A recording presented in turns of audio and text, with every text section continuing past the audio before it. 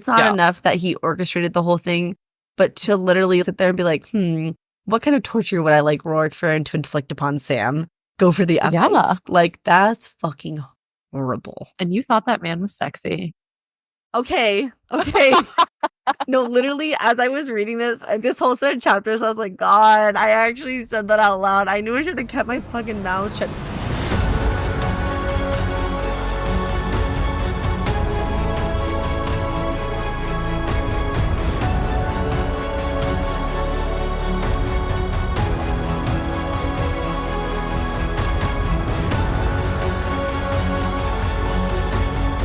Hi, everyone. Welcome back to the Book Club Fantasy Podcast. We, Addison and Lorraine, are two best friends who explore the world of fantasy through books, shows, and movies, but with a heavy emphasis on books.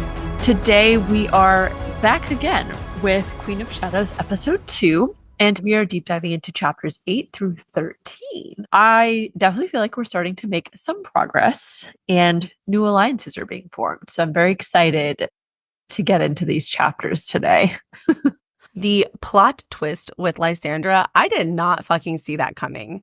I kind of forgot that she existed. So when she showed up, I was like, oh yeah. And then when she was like, I was in love with Wesley, I was like, what? I was very excited by the twist and turn of events. And I like that it made her character not one-dimensional. It made her more multi-dimensional. And so I think I'm going to like Lysandra. I really do. I know. That was something I was thinking about. All the info that we got about her was, first of all, very brief back in Tab, and also only from Aelin's perspective. So we didn't get a chance to really get to know Lysandra that well. But I'm glad she's back in the picture now. Yeah, a very limited, immature perspective as well in Tab. You know, that was a long time ago before we'd done all the very hard personal growth we've all gone through together. Exactly. So as a quick reminder, we will be discussing chapters 8 through 13 specifically, but it is likely that references to all the books we've covered so far will come up. This includes Tab, TOG, Com, and Hoth. If you haven't finished these books and you don't want any spoilers, please pause here and then come back when you're caught up. Otherwise, this series is brand new to us, so you won't be getting any spoilers for the rest of the series, but you will be getting plenty of unhinged theories. Furthermore, we would like to remind everyone that this is an adult podcast where we will have explicit conversations. Explicit language or potentially triggering topics may be discussed, so please be mindful of that and adjust accordingly. Housekeeping. If you are reading along with us, the next week's episode will cover Queen of Shadows chapters 14 through 21. In addition, we have a couple bonus episodes we want to give everyone a heads up about.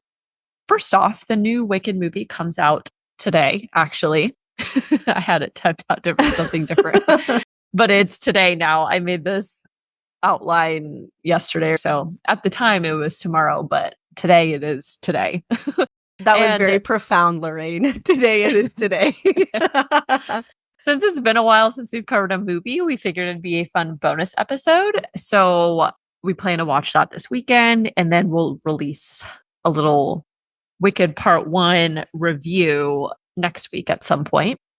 Also, with the holidays upon us, we thought it would also be fun to do a little holiday Ask Us Anything episode. So if there are any questions that you want to know, either about the podcast or just for fun or literally whatever you would like to ask, then please send us a text or email. Yeah, the theme is holiday. Like if you want to know our favorite holiday movie or, I don't know, favorite holiday song, whatever. But if you have any other questions you want to know, we will carve out time to do those as well. But we just thought since it's that time of year, 'tis the season.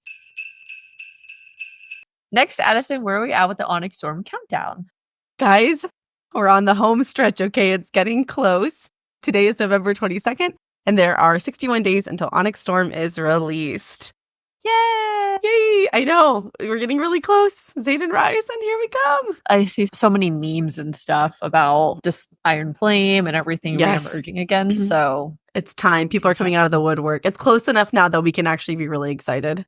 Finally, if you are enjoying the show, then the very best way for you to support us is to rate our podcast, leave a review, and share with a friend. It has been such a treat to get reviews and texts from you all, and it always makes our day when we see them. So if you have not done so, then please, please, please take a moment to do that now. You know, it's been a while since you sang in an episode. I missed it. I like that. It's time. All right. So that is all for housekeeping. And now let's get into the episode. We will start with a book report for chapter summaries, and then we will dive into an analysis and offer theories for each chapter. And finally, we will share our favorite moments. With that being said, Addison, please give us the book report. Happily. Chapter 8. The witches are getting restless. After arriving in Morath, the witches were told to basically do nothing. Surprise, surprise, that did not sit well with the 13 who were born and bred to be lethal weapons. In need of a little amusement, the 13 decided to go hunting. For humans. Yikes. It's hard because I like the witches so much, but then I'm like, oh yeah, they would kill me immediately. They would kill me on sight. Basically, we're just food for them. Basically. Yeah, pretty much. Chapter 9. Selena's old super spy suit mysteriously ended up back in her apartment with a little note from Aelin that said he'd made some upgrades. Unable to resist, Aelin tried it on, and damn if looks could kill. She was interrupted by a surprise guest, and to my actual shock, it was Lysandra.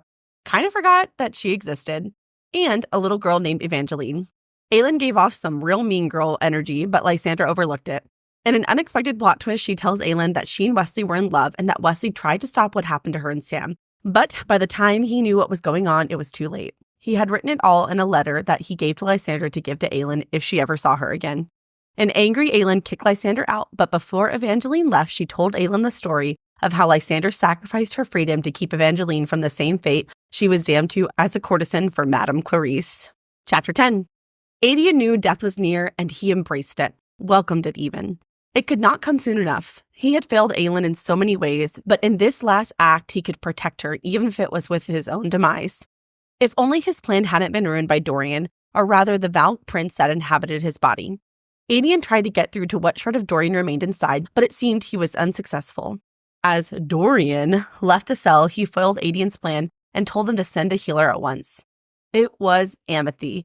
And man, were we right to put her on our baddie bad list. Although I will say, as you pointed out in the notes, I am happy that she saved Aedion's life, so some mixed feelings there.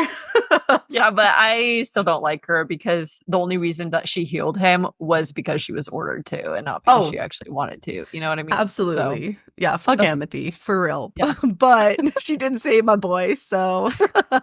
Despite Aedion's resistance, they cleaned and bound his wound and forced tonic after tonic down his throat. Aedion would still die, but it would be on the butchering block for all of Rifthold to see. Chapter 11.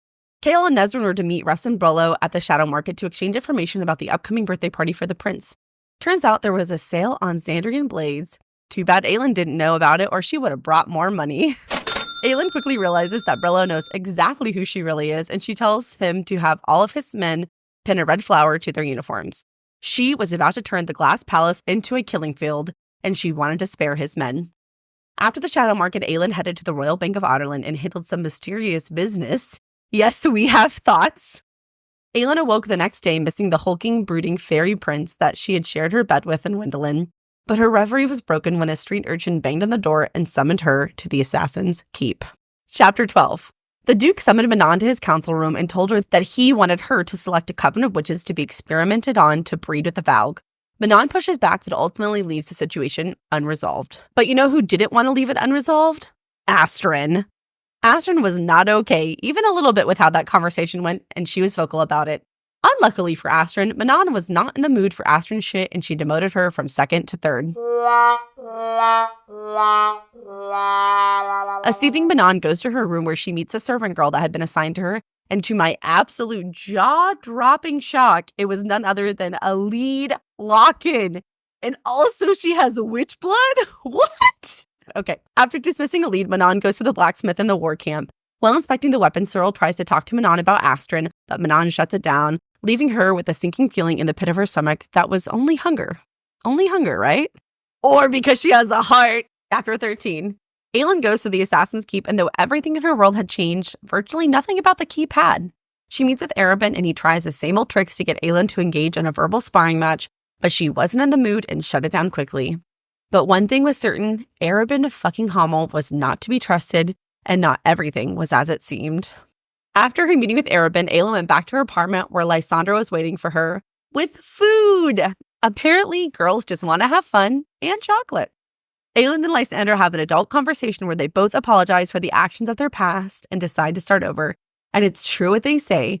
Nothing brings people together faster than a common enemy. Ooh. And that concludes the book report. Thank you. Excellent. So now it's time for us to get into the analysis, starting with our overarching thoughts. Overarching thoughts. My favorite part of every episode. Okay. I don't have very much to say. I always say that and then I run my mouth for a long time. So scratch that. I think this set of chapters was really exciting because we got reintroduced to Lysandra and officially introduced to Elide, which was really exciting. Mm-hmm. We had speculated in Heir of Fire that she was going to come back up. Truthfully, I feel like we're just getting started with her.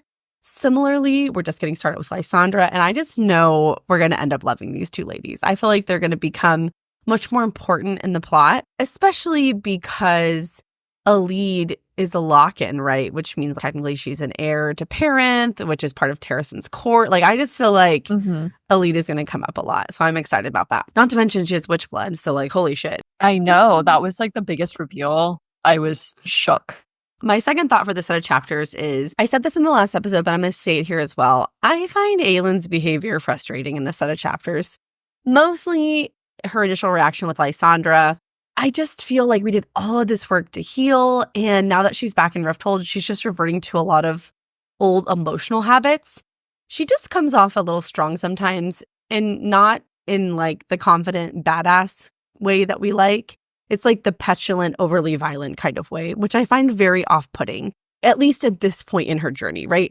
In Tab and Calm and TOG, it kind of fit her character, but it feels like a reversion of all the work we did in Heir of Fire. And so I think that's why I find it off-putting. Yeah, I agree. There was some unnecessary attitude on her part, especially when she's talking to Lysandra or just like people who weren't necessarily involved with anything, which actually is why I was wondering if maybe part of Queen of Shadows has been about Aelin kind of returning back into who she was as Selena Sardothian. Yes, like when she's wearing that skin. Yes, she kind of goes back into that mentality and has a similar attitude as all of that, which I kind of understand in some circumstances because there's a lot of the things that need to get done. A lot of the tasks that she has to do aren't always going to be pretty or nice, to be honest. Most of it's pretty brutal. And, you know, honestly, probably no one really wants to do it, but somebody has to. But I agree that some of the attitude towards people that probably didn't deserve it was a little much. But yeah, aside from that, overall, the story is beginning to get interesting to me. It feels like a lot of the initial conversations have finally taken place to clear the air. And now people can kind of move on into the action. I especially liked that Aelin and Lysandra ultimately come together in the end. I've always really loved female friendships of characters in books, and we know how important friendship has been to Aelin throughout the series as well. And I really hope that the situation with them lasts, because I do think Aelin can benefit from having more female influences in her life. I agree. I just hope Lysandra lives long enough for them to remain friends. Well, I mean, the thought has occurred to me that whatever they're conspiring about, Arobynn may find out and kill Lysandra before Aelin can get there. Which, come on. Doesn't that seem like something that could easily happen? But as I'm saying it, I hope that doesn't, because that would be very repetitive of the Nehemia situation, right? Aelin's running to save Lysandra. She doesn't get there in time. She loses another person. So hopefully that doesn't happen for a variety of reasons. But let's just hope she lives long enough. I feel like every time we talk about somebody being introduced, you're like, they might die. They're probably going to die. Like, okay. That's totally fair. I've read too many books. And I think it's my brain's way of mentally defending myself. It's like, don't get attached because nobody is safe. Who hurt me? I don't know. Who hurt me, Lorraine? Why am I like this? I'm kind of the opposite, where it's like, I'm not expecting people to die, but I am. There have not been that many deaths where ultimately I ended up really sad about it. That's really mean and terrible. That sounds really awful. But most of the time, when they do die early, you didn't have enough time with them to like really care deeply that they died. And so then I'm like, That's fair. So. Although I am recalling in House of Dragon, when a certain character and their dragon dies, you cried more about the dragon than the person. I won't spoil it in case anyone's still watching that show, but if you know, you know, and if you listen to those episodes, Indeed. She was crying about the dragon. And I was like, girl, what about the character? She's like, but the dragon. The dragon. Because the dragon was innocent in that, okay? It was just doing what it was told. It had no control. Well, maybe it did have control. I don't really know. But I think of the dragons as dogs. And to me, those are her babies. Yes, exactly. Okay, to bring it back on track. I totally agree with what you said. I feel like we're getting all these breadcrumbs about what's about to go down, either in the next set of chapters or the one after that. And it's just all going to come together and we're going to be like, oh, and I'm so ready for that. I feel like I see all these pieces and I'm trying to put them together and I'm just like, what does it mean? Like all the trips to the bank and shit. I'm like, what the fuck is she doing there? So I feel like it's all going to come together soon. Yeah, I hope so. All right, so that concludes our overarching thoughts. And now let's get into the actual chapter analyses, starting with chapter 8. Right off the bat, Manon reminds us of the army of strange-smelling men Duke Perrington is primarily concerned with in Morath while they gather for a meeting. She notes that they waited in the camp at the foot of the mountains or on whatever dwelled under the surrounding mountains, whatever screamed and roared and moaned within the labyrinth of catacombs carved into the heart of the ancient rock. That really stuck out to me, and I am convinced officially that there is something related to wordstone, word keys, the Valg. We know Kaltain and Roland were taken there for a reason. It's obvious that there's demon-y sounding creatures lurking around below the mountains. And honestly, I'm kind of wondering if maybe there's a word gate or something there. I don't know. But this became more apparent to me based off another comment that Manon makes later on. And I'll talk about it when we get there too. But there's just something, I have a weird feeling about Morath. Well, we know that there is a tower there, right? That's one between Knoll, Morath, and Rifthold. Oh, well, I guess we did conclude that. I forgot. Well, that answers that question. Yes. Well, obviously the tower is there, but I do think Manon's specific description of like something screaming in the catacombs, I think they're doing more of what Narok was doing in Wenlin, trying to get more Valg to attach to host bodies. I mean, essentially, the Duke confirms that with saying he wants the witches, to breed with the Valg and stuff. Especially when it's described that there are altars of blood and dungeons blacker than the darkness itself, right? So clearly there's some shit going on with the Valg there. Not to mention the fact that the Duke has a ring. We know Kaltain has that weird vacant look in her eyes and a collar on. I think it's pretty safe to assume there's a lot of Valg shit happening. Probably in many different forms in Morath. Right. Well, even if there's a tower there, I feel like it's deeper than that. Because there's a tower at the Glass Castle. The clock tower is one of them, but I feel like it's different. I feel like it's more intense here in Morath. Yeah. And so maybe just they have more privacy because remember they're making creatures in the catacombs of the library too. We just don't really know about it because it's so far underground. So I wouldn't be surprised if they have a little more freedom to do whatever weird experimenting shit they're doing because there aren't that many humans around. Yeah, that's true. Don't go to Morath. Not a good place for a vacation. Between the witches and the Duke, you do not want to be there. 0 out of 5 stars. Get out. Manon, for reasons I can't understand, is not interested in learning more about it as long as it did interfere with the Iron Teeth Legion. She also thinks, let these men playing at being gods. And for some reason, that line really stuck out to me. I remember back in chapter 7 of TOG, when Dorian confronts the king in one of his council meetings, he says, perhaps you should consider our difficulty getting past Wenlin's naval defenses to be a sign that you should stop playing at being a god. And the king had responded, playing? I'm not playing, and this is not a game. I don't know why that's like permanently stuck in my brain, but I feel like there's something going on with that. Say it whatever you want. Do you think that the king is a god? No, I don't think he's a god. It does tie back into my question from last episode about wondering how the king ultimately corrupts his secret guard. Or just things in general. Like, is it exposure? Is it creation? I don't know. Clearly, the king is creating things. He's created the wyverns, and it seems like they're experimenting with other things, which the act of creating something new is traditionally thought of as like an act that the gods do, any kind of creation related thing, generally speaking. So I do wonder if there are other creatures we have yet to meet that the king has created with the word key's power. I mean, it wouldn't surprise me. I feel like there's a line somewhere about the king and whatever else he's creating in the sewers and stuff in Riftwars. There's a line about that. But regardless of the god aspect, I do feel that is a great callback description-wise. I had kind of forgotten about that conversation. As we've discussed many times, the gods have come up more and more, especially Mala and all that. So we'll just have to keep reading. I have another god callback that comes up later. So look out, guys. Did you put it in invisible ink? Because I think I know exactly what you're fucking talking about. I may have. I can't remember right now. But when we get there, we'll talk about it. So, in addition, Manon notes Lady Kaltain sitting next to the Duke and how a dark collar was clasped around her moon-white throat. Such a wrong scene around all these people. Human, but also not human. And on this woman, the scent was strongest and strangest. First of all, it's about damn time that Kaltain came back to the story.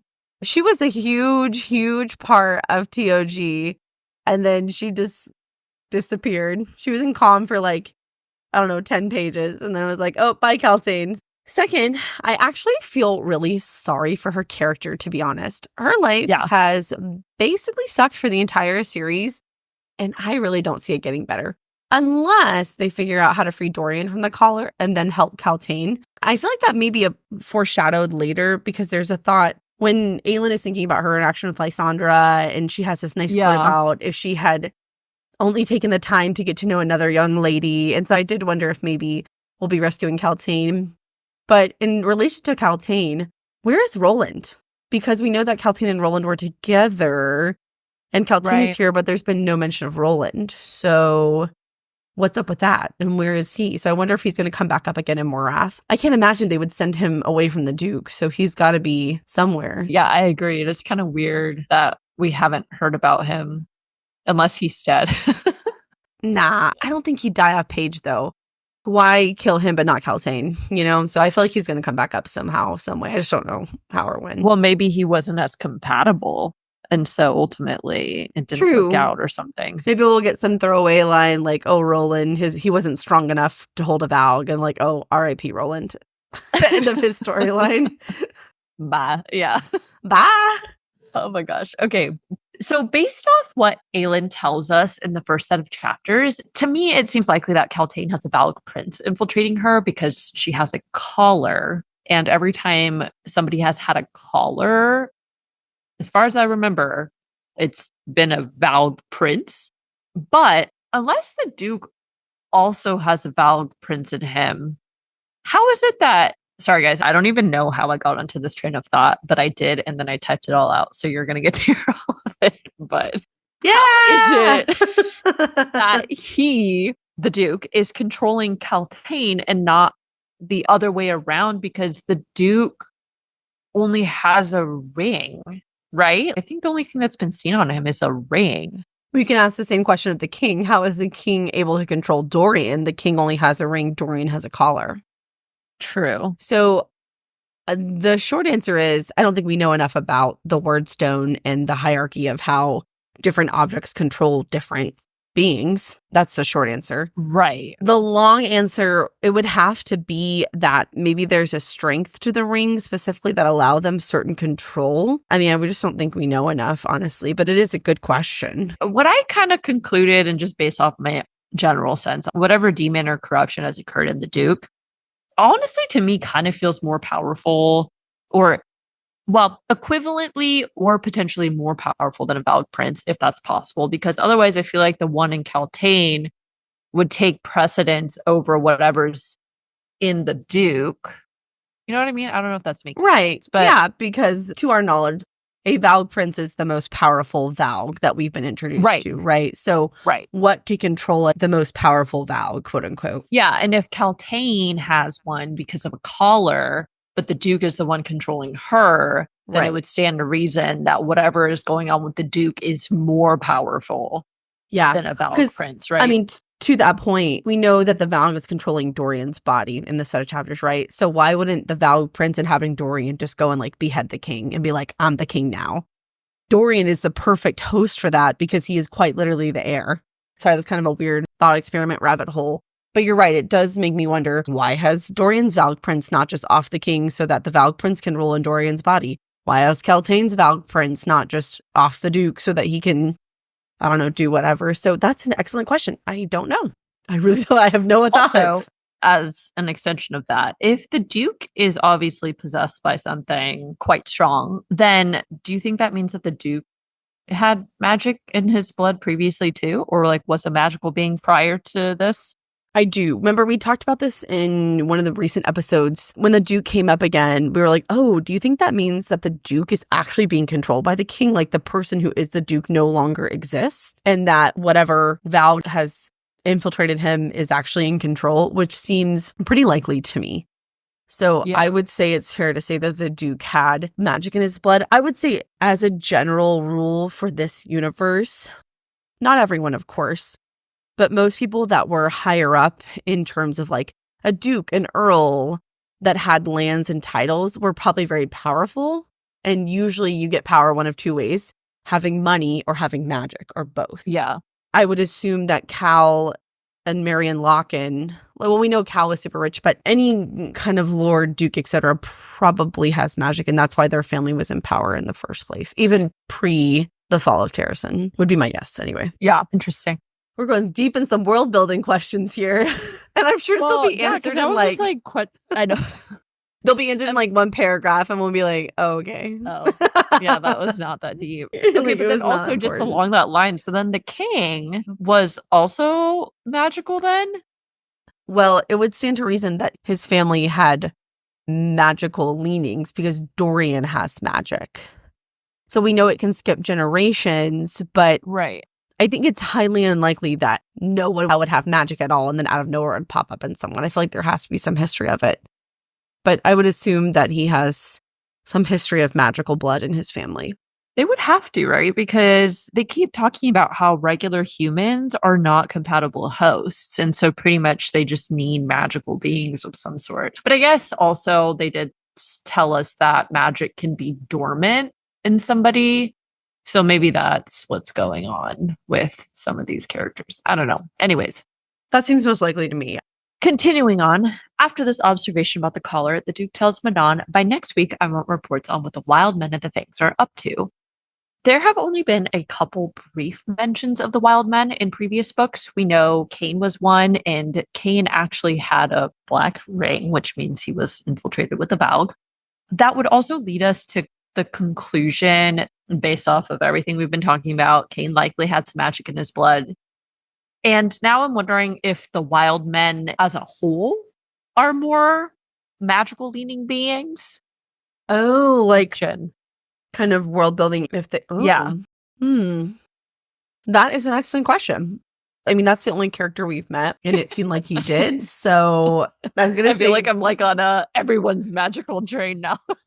You really are. Like, you have magic, and you have magic, and everyone's a Valg. Yeah, trust basically. no one. Trust no one. Okay. Oh my gosh. Back in chapter 36 of Crown of Midnight, Chaol was talking to his father, who was trying to convince him to come back to Aniel. His father had said, if Eoway rebels, there's a good chance that the wild men and the Fangs will rise up. Aniel will be the first place they sack. So this indicates that the wild men don't seem to be fans of the king. So perhaps the Duke is keeping an eye on them in case they rebel because of the king's actions in Endovier and Calculla with the slave massacre. The wild men seem to me like they're very self-serving. They don't care about anything. They just want to be left alone. I don't think they really care about slaves in Endovier and Calculla. Could be wrong. I think it's more likely he wants to attack and capture them to try and use them for a Valg infiltration process. As we just discussed, it seems potentially that they might have more magic in their blood. Or he's just in general worried about them interfering what's going on in Morath. We know that they're very powerful, warmongering people. Best case for the Duke, they're just a nuisance who can fuck shit up. And so he just wants to keep an eye on them. Yeah. Okay. That makes sense. Probably that. Or, hear me out, they're an ancient people who have magic. Plot twist, they're actually the ones that let the Valg in with the word keys. That would be crazy. What if? You know, it's been a while since we had a good crazy theory session with Lorraine, and I'm here for it. So the last observation about Kaltain that I found interesting is the thick red scar just before the dip of her elbow, which is 2 inches long, and Manon thinks it had to be recent. Now, I was thinking, do you think that they put something in Kaltain or like extracted something out of her? I feel like it sounds like a surgical scar of some sort, and I wouldn't be surprised if the king and the duke were experimenting with other objects or ways to control people, especially because of what he tells Manon later about wanting. Well, he explains it basically. With the witches.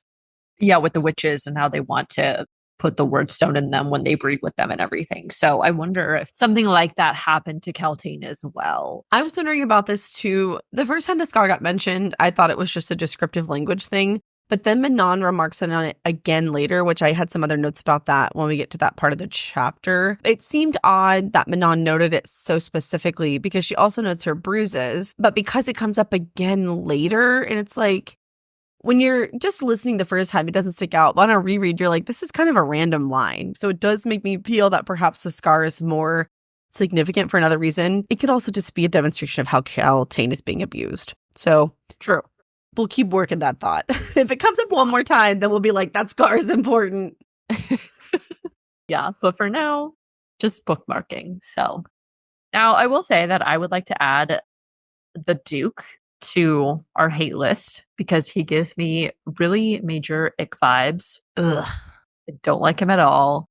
He grosses me out. But I appreciate that Manon claps back at him, stating, "You're not my Duke, nor are you my Grace." In response, the Duke calls her the White Demon, and I don't know what that means, but I am noting it because it feels important or indicative of something that's related to who Manon is. I don't know. It could mean nothing. I think it's likely just a nickname because you remember at the end of Air of Fire, the Kraken Witch calls her the White Demon. Oh, that's true. I think she's even like, you know what we call you? We call you the White Demon. So it may just be a nickname because she's a lethal killing machine and she has some bright ass white hair. So true. But still, just bookmark it. Through this conversation, Manon also thinks about the waste and how they still have yet to break the curse. She thinks they were no closer to breaking it than Manon's elders had been 500 years ago when the last Kraken Queen damned them with her dying breath. And I only brought this up again because in one of the recent episodes, I went on a little tangent about the Kraken curse, and there was some confusion about if the witch that cursed them was still alive, and if she specifically was needed to break the curse. We kind of went back and forth on this. I remember going back through Calm and reading Baba's whole chapter, and I was like, wait, is that witch alive or dead? This confirms that that specific witch who cast the curse is dead, and likely they don't need her specifically to break the curse. I don't know why, but I have sort of become obsessed with solving the riddle of the curse. And so now I'm noting every single hint or mention of it. Lorraine has her gone thing.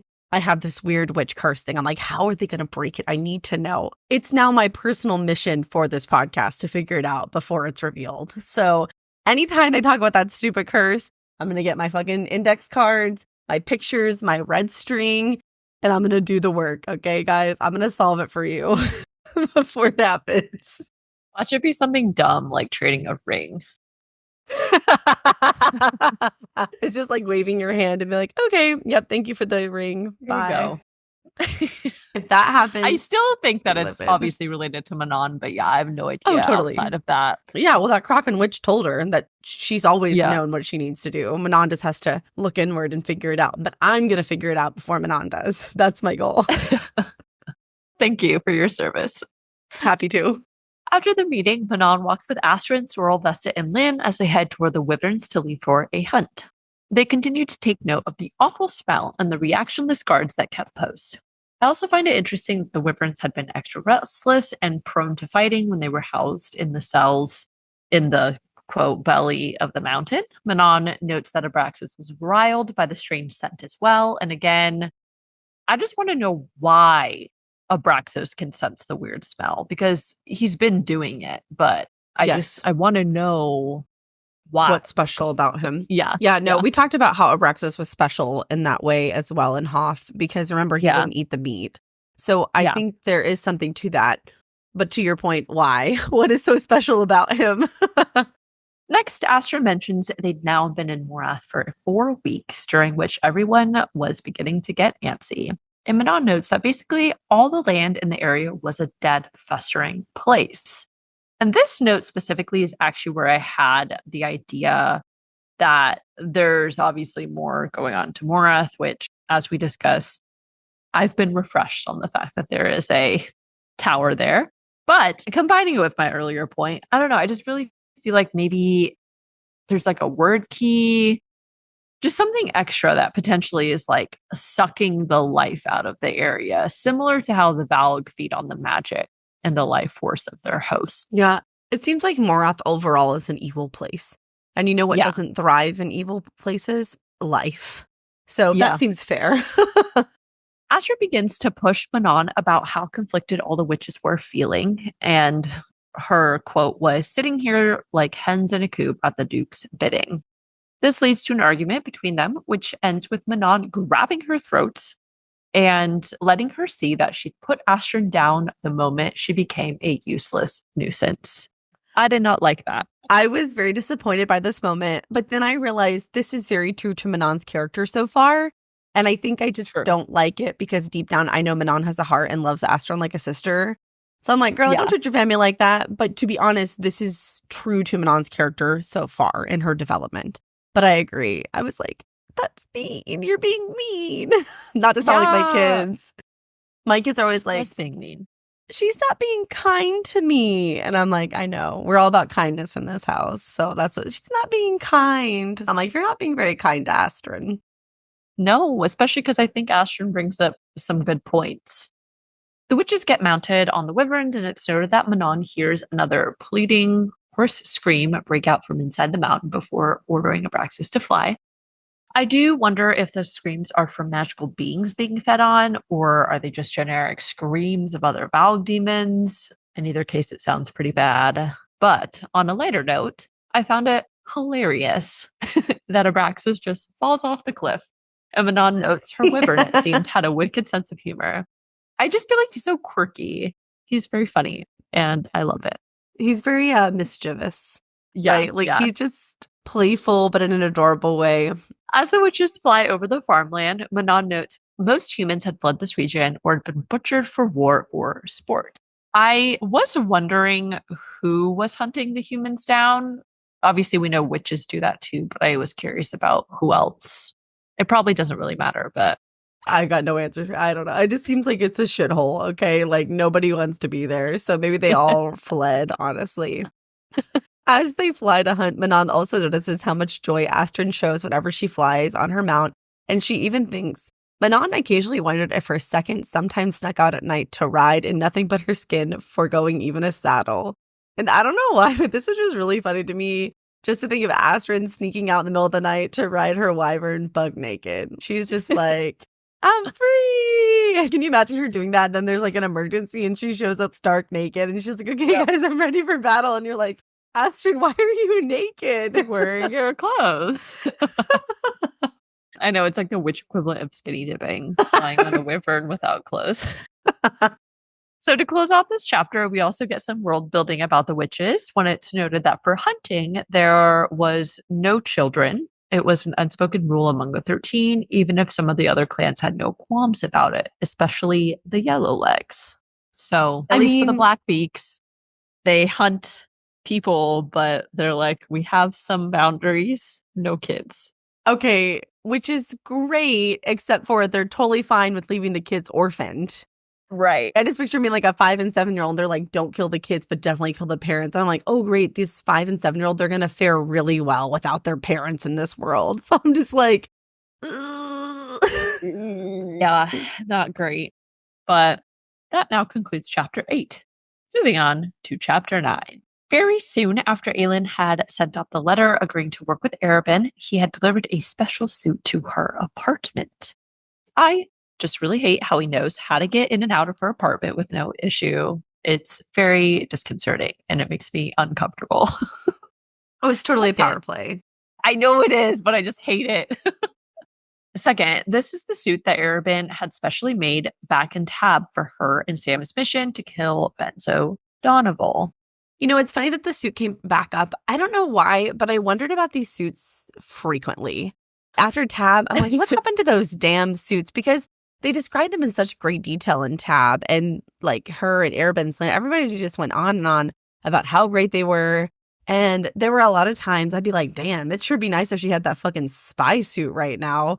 And so like weirdly, I'm very happy that they came back into play. Although I do want Sam's back because Sam had the spider silk sewn into his suit. But that's probably lost forever because he was probably wearing it and then Rorik Farron took it. And who knows? I wouldn't be surprised if Arobyn also had it. But weirdly, I'm like, oh, okay, the suits. This is good. They're back. That seems reasonable. Right. At bare minimum, I'm glad she has that because she doesn't have her magic. So she needs something. Although I am worried that Arobyn somehow manipulated it in a way that could actually harm Celaena. Not like in a stabby lethal kind of way. I know this doesn't work for this role, but there's like a button he can press and it would immobilize her and knock her the fuck out or release some noxious gas, which I know that kind of tech doesn't exist, but I don't know. If it's a gift from Arobyn, I feel like we should be wary of it, 100% agree. As she puts the suit on, she thinks she could play the devoted protege again. She could go along with the plan she'd let him create. The plan she'd modify slightly, just enough.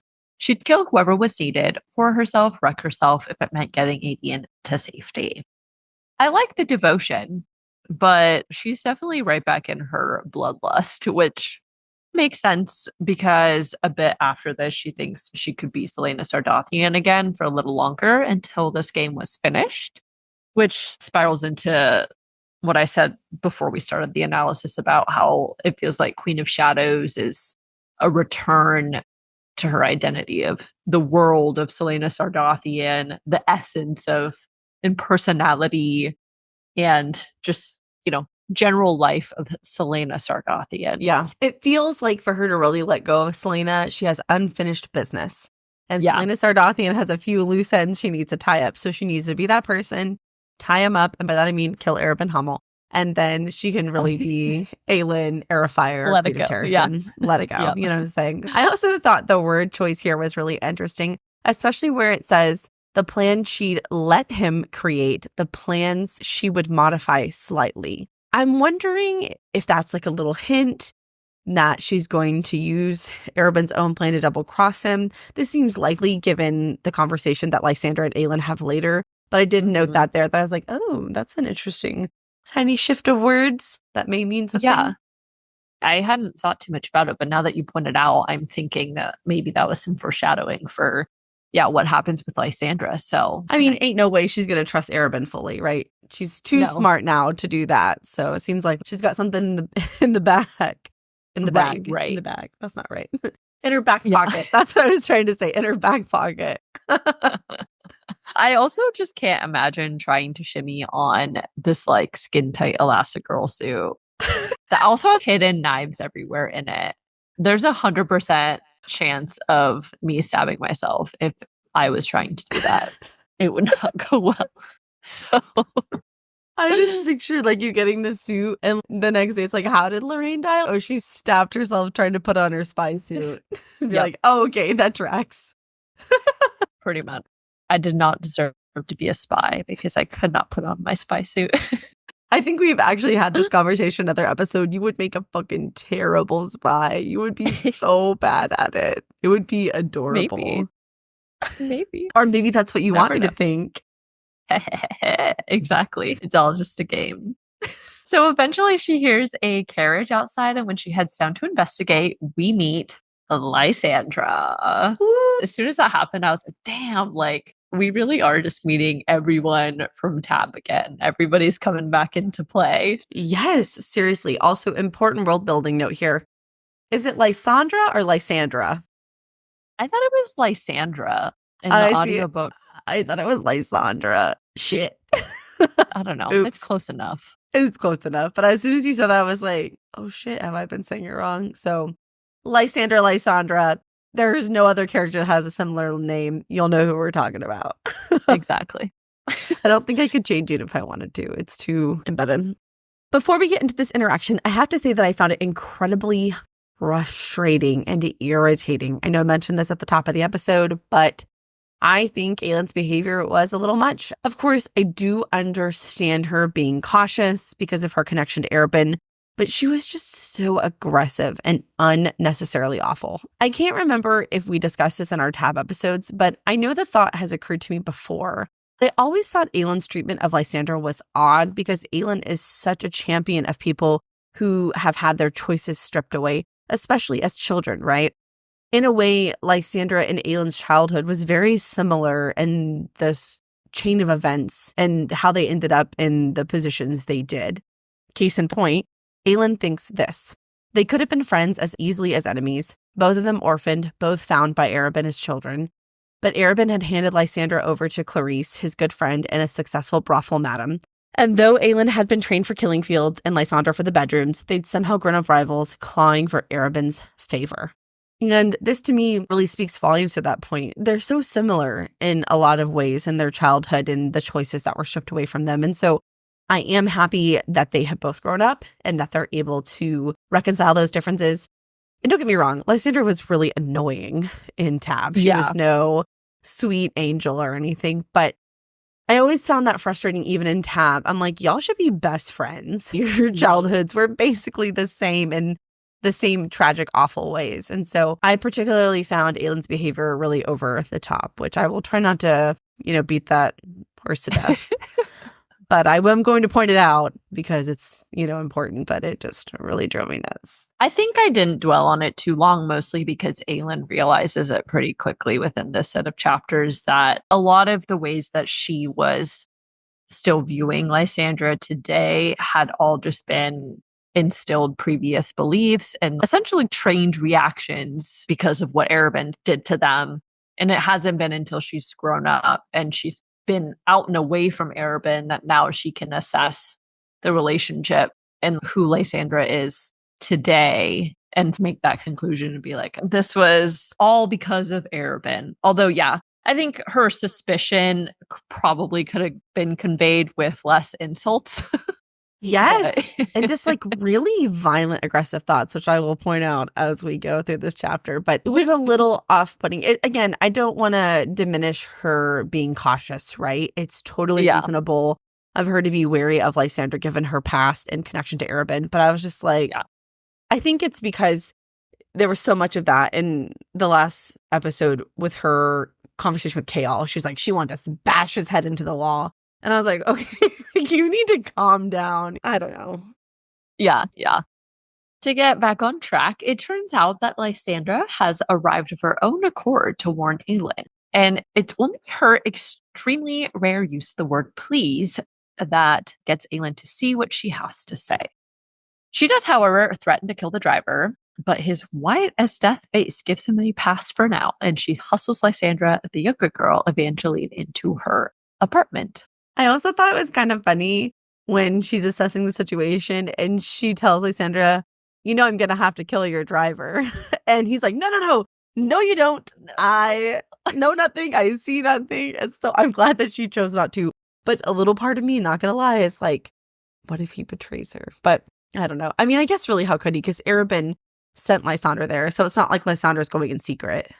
Right. And he's not coming in. He's staying in the carriage, so I guess he wouldn't really realistically overhear anything important. But anyways, I did think it was also sweet that Aelin refuses to leave Evangeline in the carriage because it's dangerous. We also get a brief description of her, which is this. As stunning as her mistress, or would have been were it not for the deep, jagged scars on both cheeks, scars that explain the hideous branded out tattoo on the inside of the girl's wrist. She'd been one of Clarisse's acolytes until she'd been marred and lost all value. I did think it was cute to see Aelin continue being motherly towards Evangeline by offering her nice little places to sit and then like a blueberry tart from the kitchen because she knew how few choices Evangeline had likely gotten in her life. Unfortunately, at the beginning of this conversation, the claws are out and it was not nice between her and Lysandra, but it was kind of funny to me because yes, it was very aggressive, but it was also sassy. I like that Lysandra wasn't necessarily cowering to Aelin. Oh, yeah. Either, so she's weirdly not scared of her. She should probably be a little more afraid of her, actually. So as they begin discussing why Lysandra is there, Lysandra says, he sent me to tell you his plan, but the warning comes from me. Obviously, this is a huge deal because they grew up hating each other and it's been 2 years since they'd seen each other. I will say, as I've stated before, Aelin does get unnecessarily rude. She's calling her a whoring carcass. Yeah, she's using mean names, but she's also having some absolutely psychotic, violent thoughts. And I found that to be very off-putting. For example, not the sword, no. She wanted the intimacy of the knife, wanted to share breath with the courtesan as she ended her. And I'm sorry, that is some serial killer shit. Okay? That actually bothered me a little bit, as you guys can probably tell. But it was fucking crazy, to be honest. I will say, again, it was just a thought. She did not act on the thought. So I'm going to take that as progress for her. That's right. Remember, guys, you can't be punished for the crimes you commit in your head. True. Exactly. Lorraine stands by that. And we're always innocent until you're proven guilty. So also stand by that. You know, you're sounding very, very suspicious. You're sounding more untrustworthy as the episode continues. I am on the side of the law. Are you? Anyways, Lysandra's warning was that she thought she was sent as an offering/present so Aelin could kill her. And that even if Arobynn helped her, Lysandra tells her he is having you watched and he has his own agenda. That favor you offered him, he didn't tell me what it is, but it's likely to be a trap in one way or another. I'd consider whether his help is worth it and see if you can get out of it. This is exactly how we're feeling. No, Lysandra has just come back into the story, but she, like Aelin, knows how manipulative and nasty Arobynn is. So the fact that she's warning Aelin feels obviously very huge and very important to note. Lysandra also gives Aelin an envelope containing a letter written by Wesley, whom Lysandra turns out had loved very deeply before he was killed by Arobynn.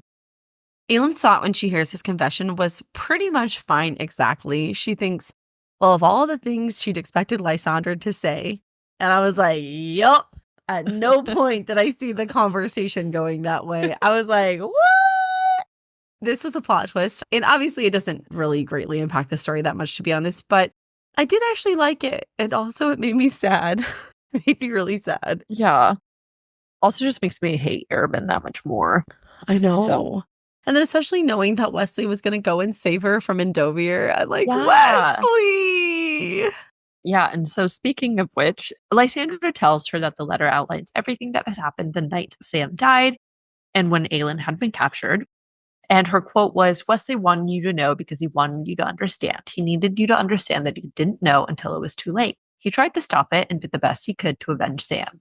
If Arobynn hadn't killed him, Wesley was planning to go to Endovir to get you out. Even though we didn't really know Wesley well, and Aelin honestly had talked about how they disliked each other a lot, I do have a lot of respect for Wesley. You know, he was trying to avenge Sam, and now that we've learned that he was going to go save Aelin, he seems like a good man. So rest in peace, Wesley. Also, from that letter and that whole interaction, I thought it was incredibly fucked up that Arobynn requested specific torture for both Sam and Selena. And so I guess we know where Aelin learned her serial killer shit, because what Arobynn did is also some serial killer shit. So explains why she's a little fucked up in that way, because that is particularly heinous. It's not enough that he orchestrated the whole thing, but to literally sit there and be like, what kind of torture would I like Rorik Farron to inflict upon Sam? Go for the eyes. Yeah. Like, that's fucking horrible. And you thought that man was sexy. Okay. No, literally, as I was reading this whole set of chapters, I was like, God, I actually said that out loud. I knew I should have kept my fucking mouth shut. But I believe in being transparent, okay? And as I said in that episode, it's because of the way that she writes him. He's really smooth and convincing, okay? Yeah. I actually know he's horrible. Oh my God. I knew you were going to bring that up. Damn it, Lorraine. Damn it. Damn it. I don't like how this episode is going. You said what you said. It's been recorded. I know. Forever on the internet. No. Listen, if someone said that to me, I'd be like, oh my God. And you'll call Oliver hot. Go like, okay. Okay, see, now I'm making it worse. Never. Cut that out. Okay, just keep going. Yeah, I was going to say, Addison, dead. Did not survive. Did fall for the trap. Was lured. Oh. I'm a moron, okay? I do worry. Like, when I read the Arabin chapters, I'm like, thank God I married a good person, because I think I'm a little worried about how easily I'd be manipulated. Could have married an Arabin. Yikes. Oh my God. Okay. Aelin is obviously still suspicious of Lysandra's intentions, so she tells her to get out.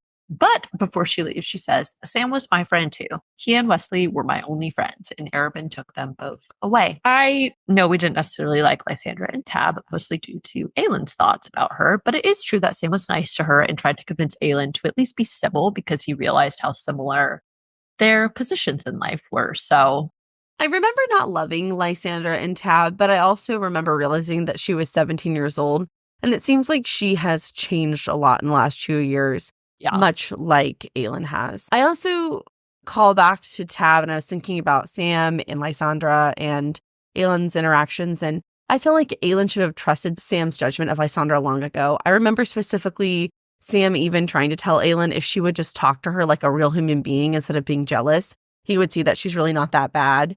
And it made me realize in the entire series, I think Sam may be like the best person in the whole series.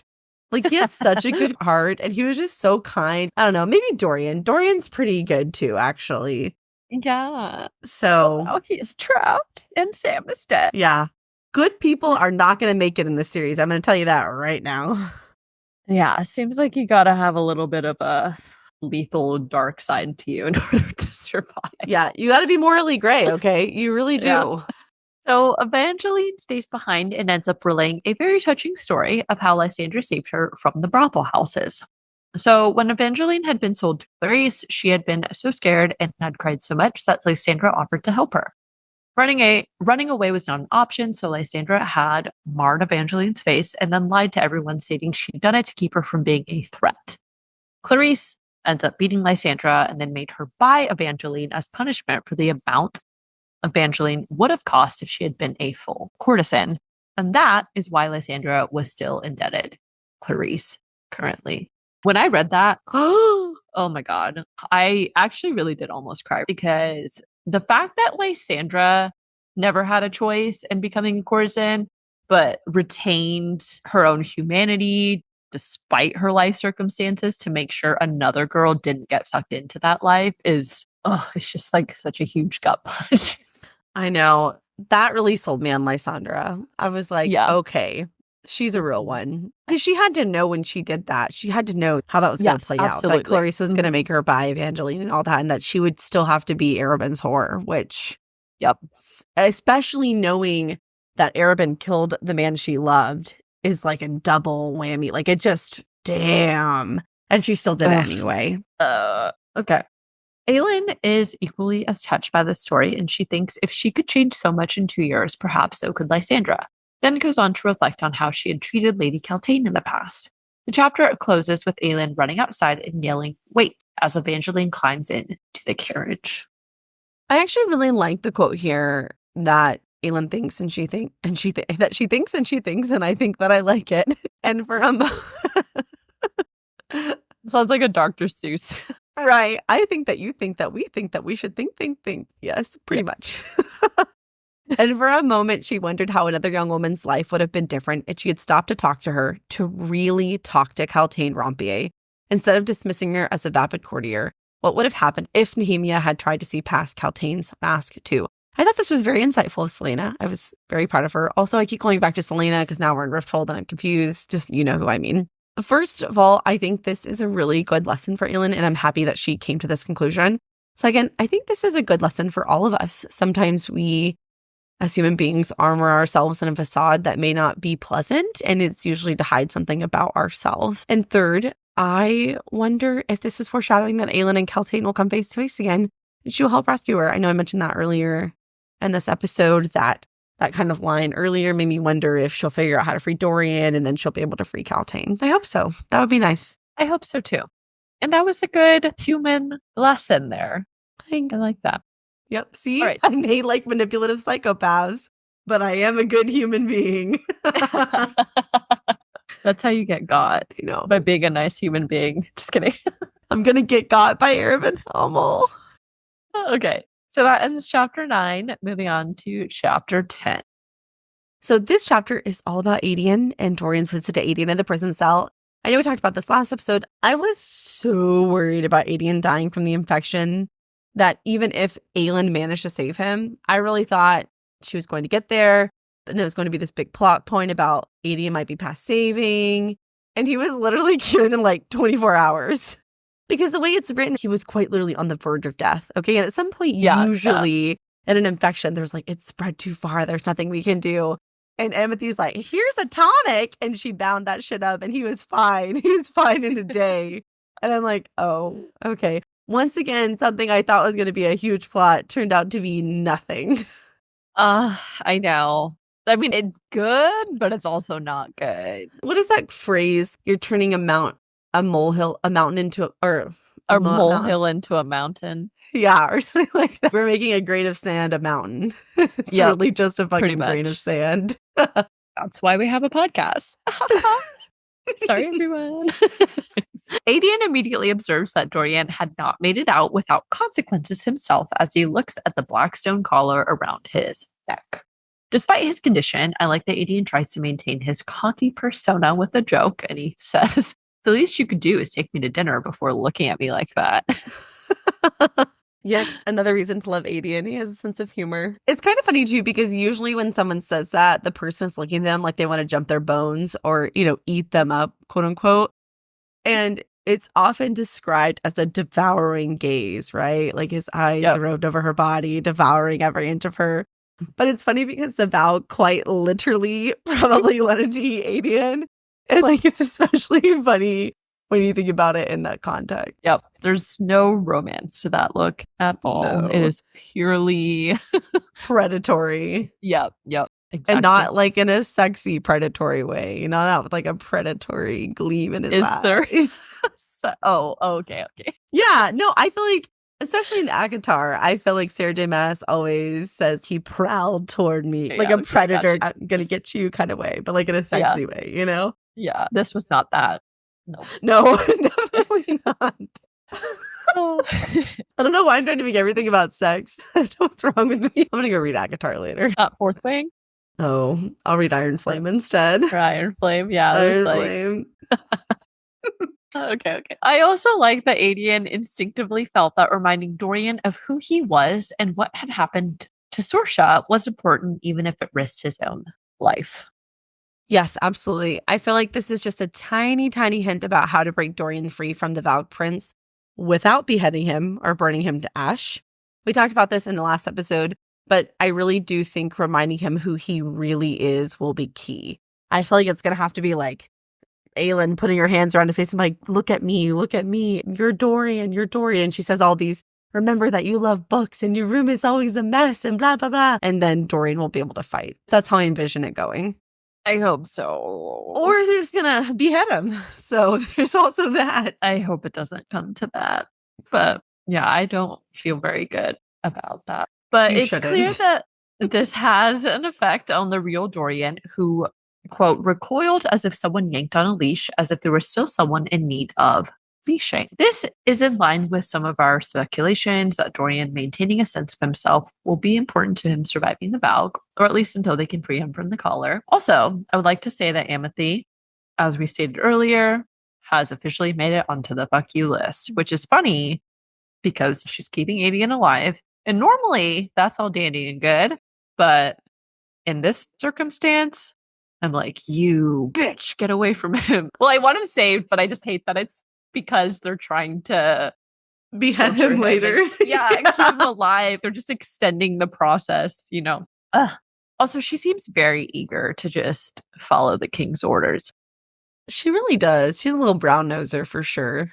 Oh, yeah, 100%. I also find it interesting that Aedion also prays to Mala to keep Aelin away from anything related to the king. And again, I do have to wonder if Mala is generally worshipped among the Fae and ancestors of the Fae, or if there is a deeper connection between her and Aedion now as well. Once we cut to the prince meeting with the king to update him on Aedion's condition, we see that Dorian is literally being controlled to act and speak whatever is requested of him. And there's a quote that says, "The thing inside of him yanked hard on their bond, lightning sparing his muscles, ordering them to obey. It was how he'd been forced to descend into those dungeons, where that golden-haired warrior had said her name." I also find it interesting that the king can feel Dorian still resisting inside his Val-controlled body. I don't know what this means, but it definitely means that Dorian can't hide his resistance or anything, because then the king will know for sure whether he's fully controlled or not. I wondered about that too, because he specifically says, I can feel you both in there.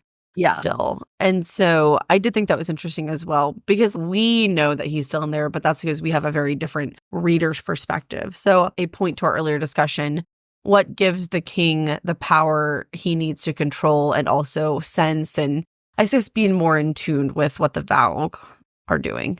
Within Dorian's mind, he thinks that thing in the darkness was growing stronger, now able to reach through the invisible wall between them and puppet him, but not entirely, not for long amounts of time. So I was listening to Crown of Midnight again, and I was listening to the part about word marks and, what Nehemia and everything did.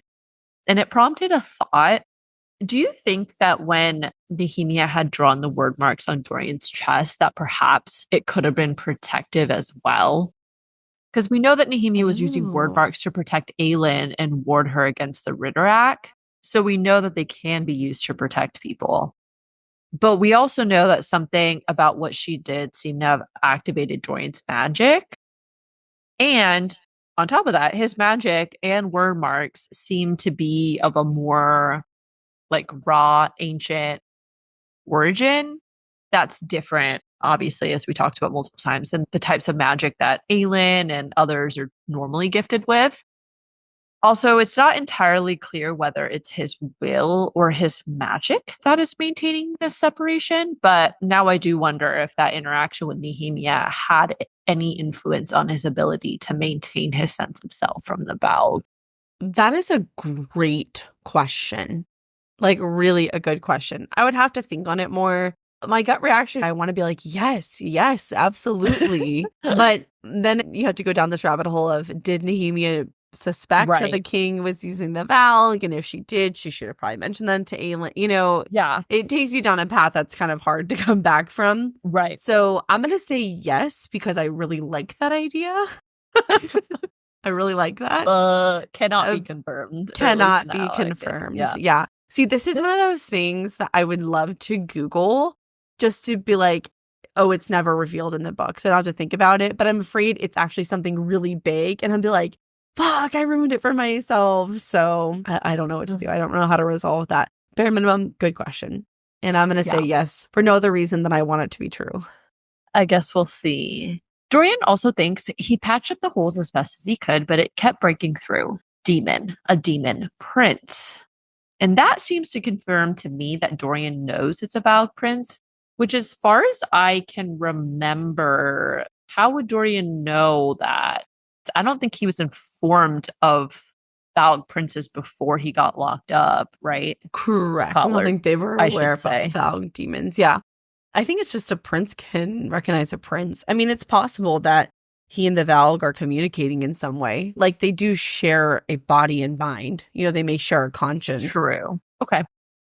Once again, Dorian gives details of Aedion's condition, and the king says, "I don't know why I wasted so much time waiting to see whether you'd have any power. Foolish of me." I don't know why that wording is kind of weird to me, but it sounds like he knew Dorian could have magic and was testing or something to see, which then I have to ask, why did he think Dorian could have magic in the first place at all?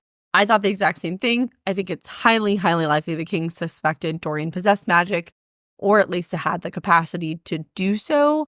My guess, again, would just have to be that the king knows the history of the bloodline and knows that the bloodline has the capacity for magic. That would be the only reason that he would suspect, at least that I can think of. Yeah, I don't know. Anyways, so that ends chapter 10. Moving on to chapter 11. You can consider me on Godwatch, because obviously I was not going to skip a reference to it. I fucking knew it. I knew it. Mm-hmm. So Kale is walking through the shadow market and notes legend claimed it had been built on the bones of the god of truth so that it would keep the vendors and would-be thieves honest.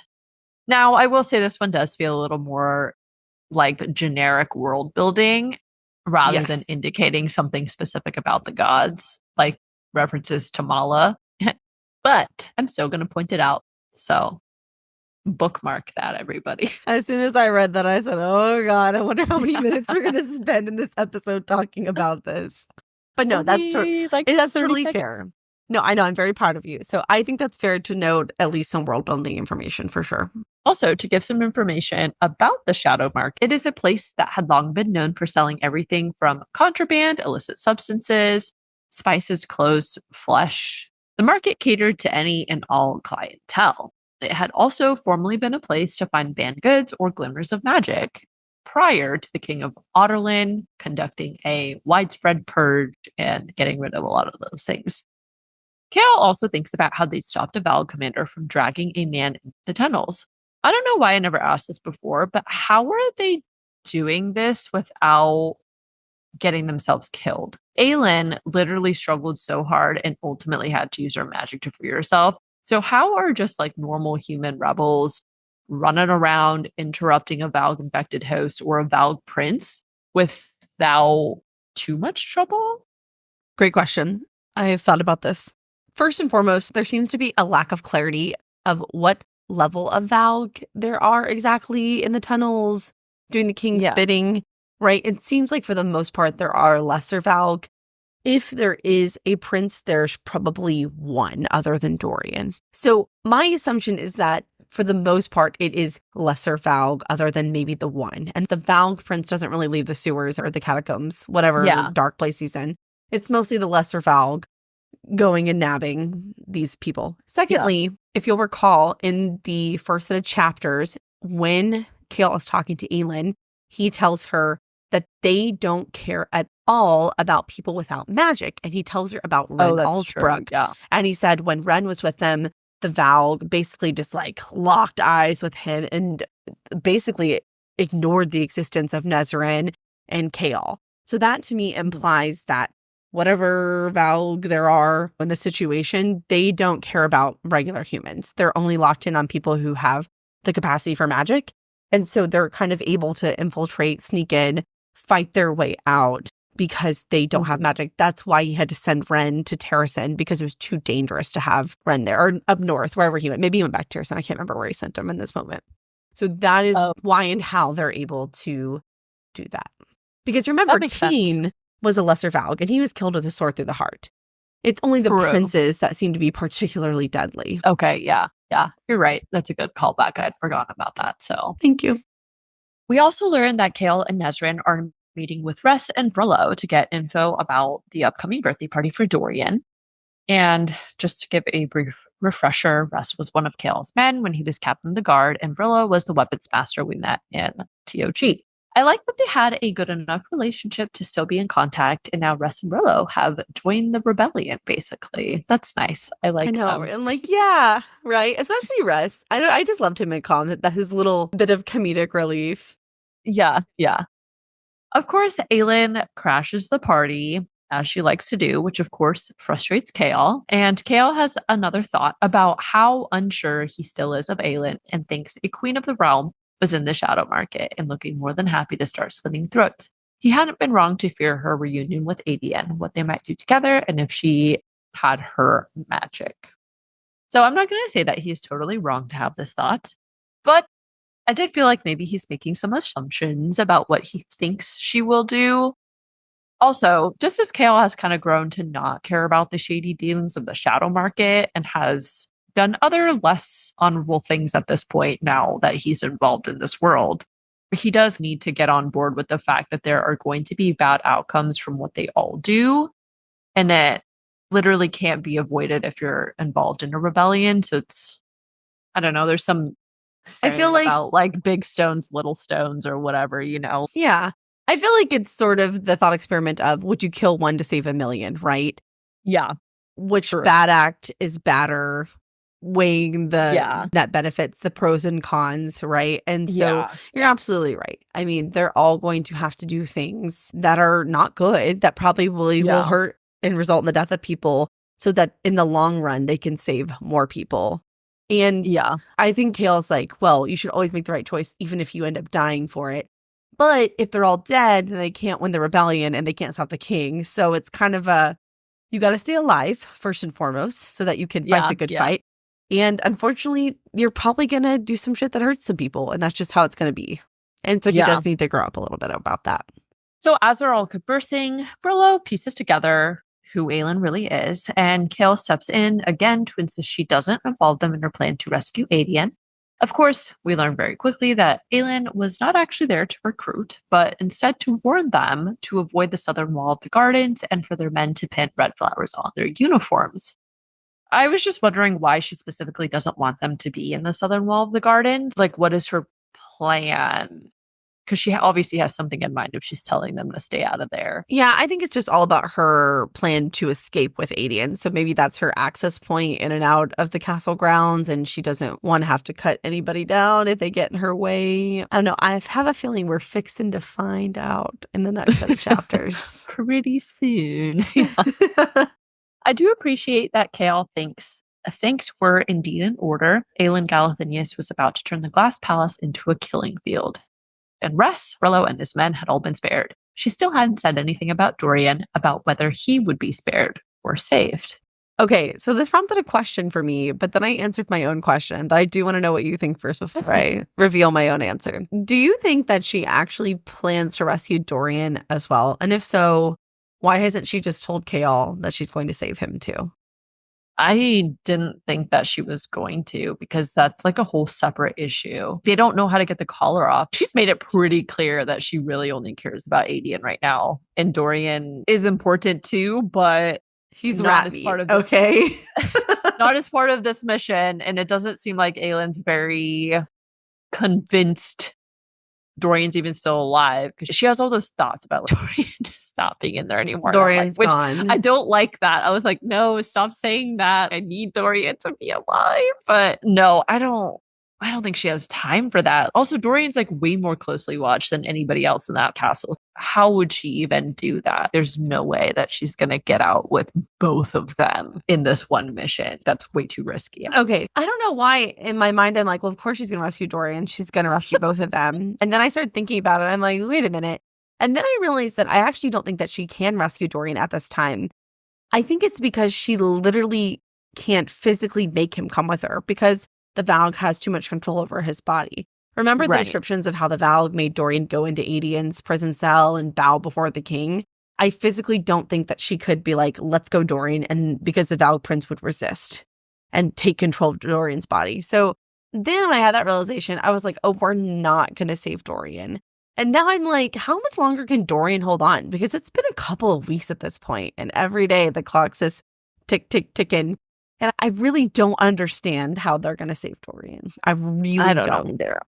It's becoming an ever-growing concern for me. They're going to trade a ring. Every single time we have a problem, I'm just going to say, just trade a ring. Yeah. Just trade a ring. I'm still not over that. That was I know. I was just going to say, are you okay? Like, you're still really fucking mad about that. Yeah, it's a blood oath. Ugh, anyways, I know. Okay. I know. Okay, we won't go down that path again, and we'll be strong. Everyone has their thing. Mine is this blood oath and the trading of a ring. Okay, but that ring could become more significant later. We don't know its significance, so maybe it's a very powerful ring, but probably not. Probably. Anyways, just as a generic question, do you think that she's actually going to kill a bunch of people as part of this rescue mission?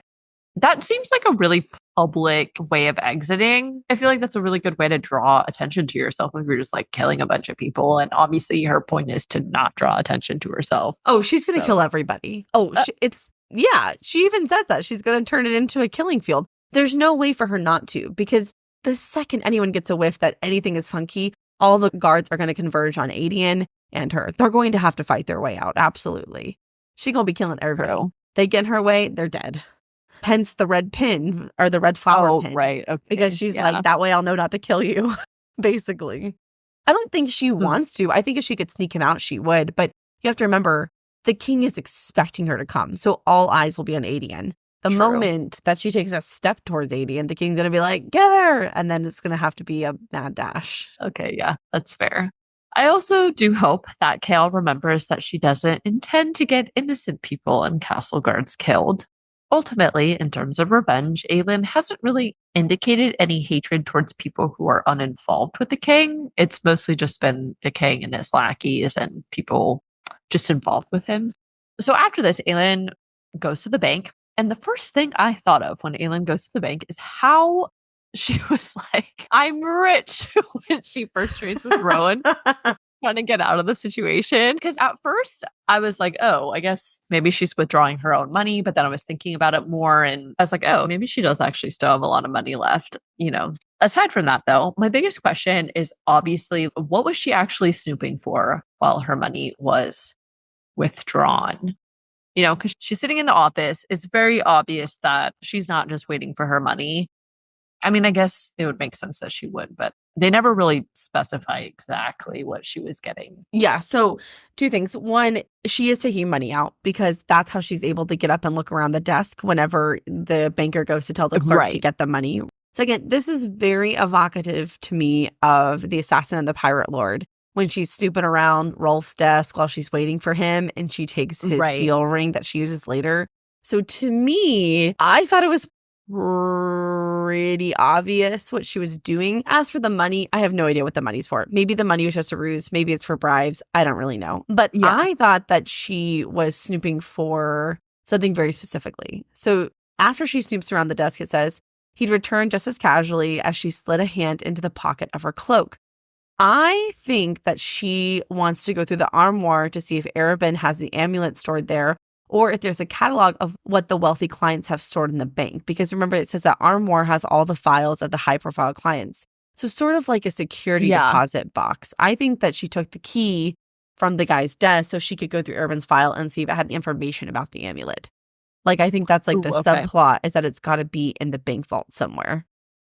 Okay. Yeah, I was kind of thinking something similar. So I thought that she was going to take the man's little gold key that she pointed out and was also possibly looking for information about Arobynn or just anything that might clue her into whether he kept anything at the bank and if he did, what it might be. Well, because it's just it's too tidy, right? Like, she notices the key for the armoire. The armoire has the high profile clients' files, right? And so it would seem like the bank would keep record, I think, an index of what everybody has stored there. So she's trying to see if that's where Arobynn has the amulet. Right. I kind of forgot that was like her primary goal. I'm like, oh yeah, there's still a third word key floating out there. Has to get the amulet. Oh, yeah, that's important.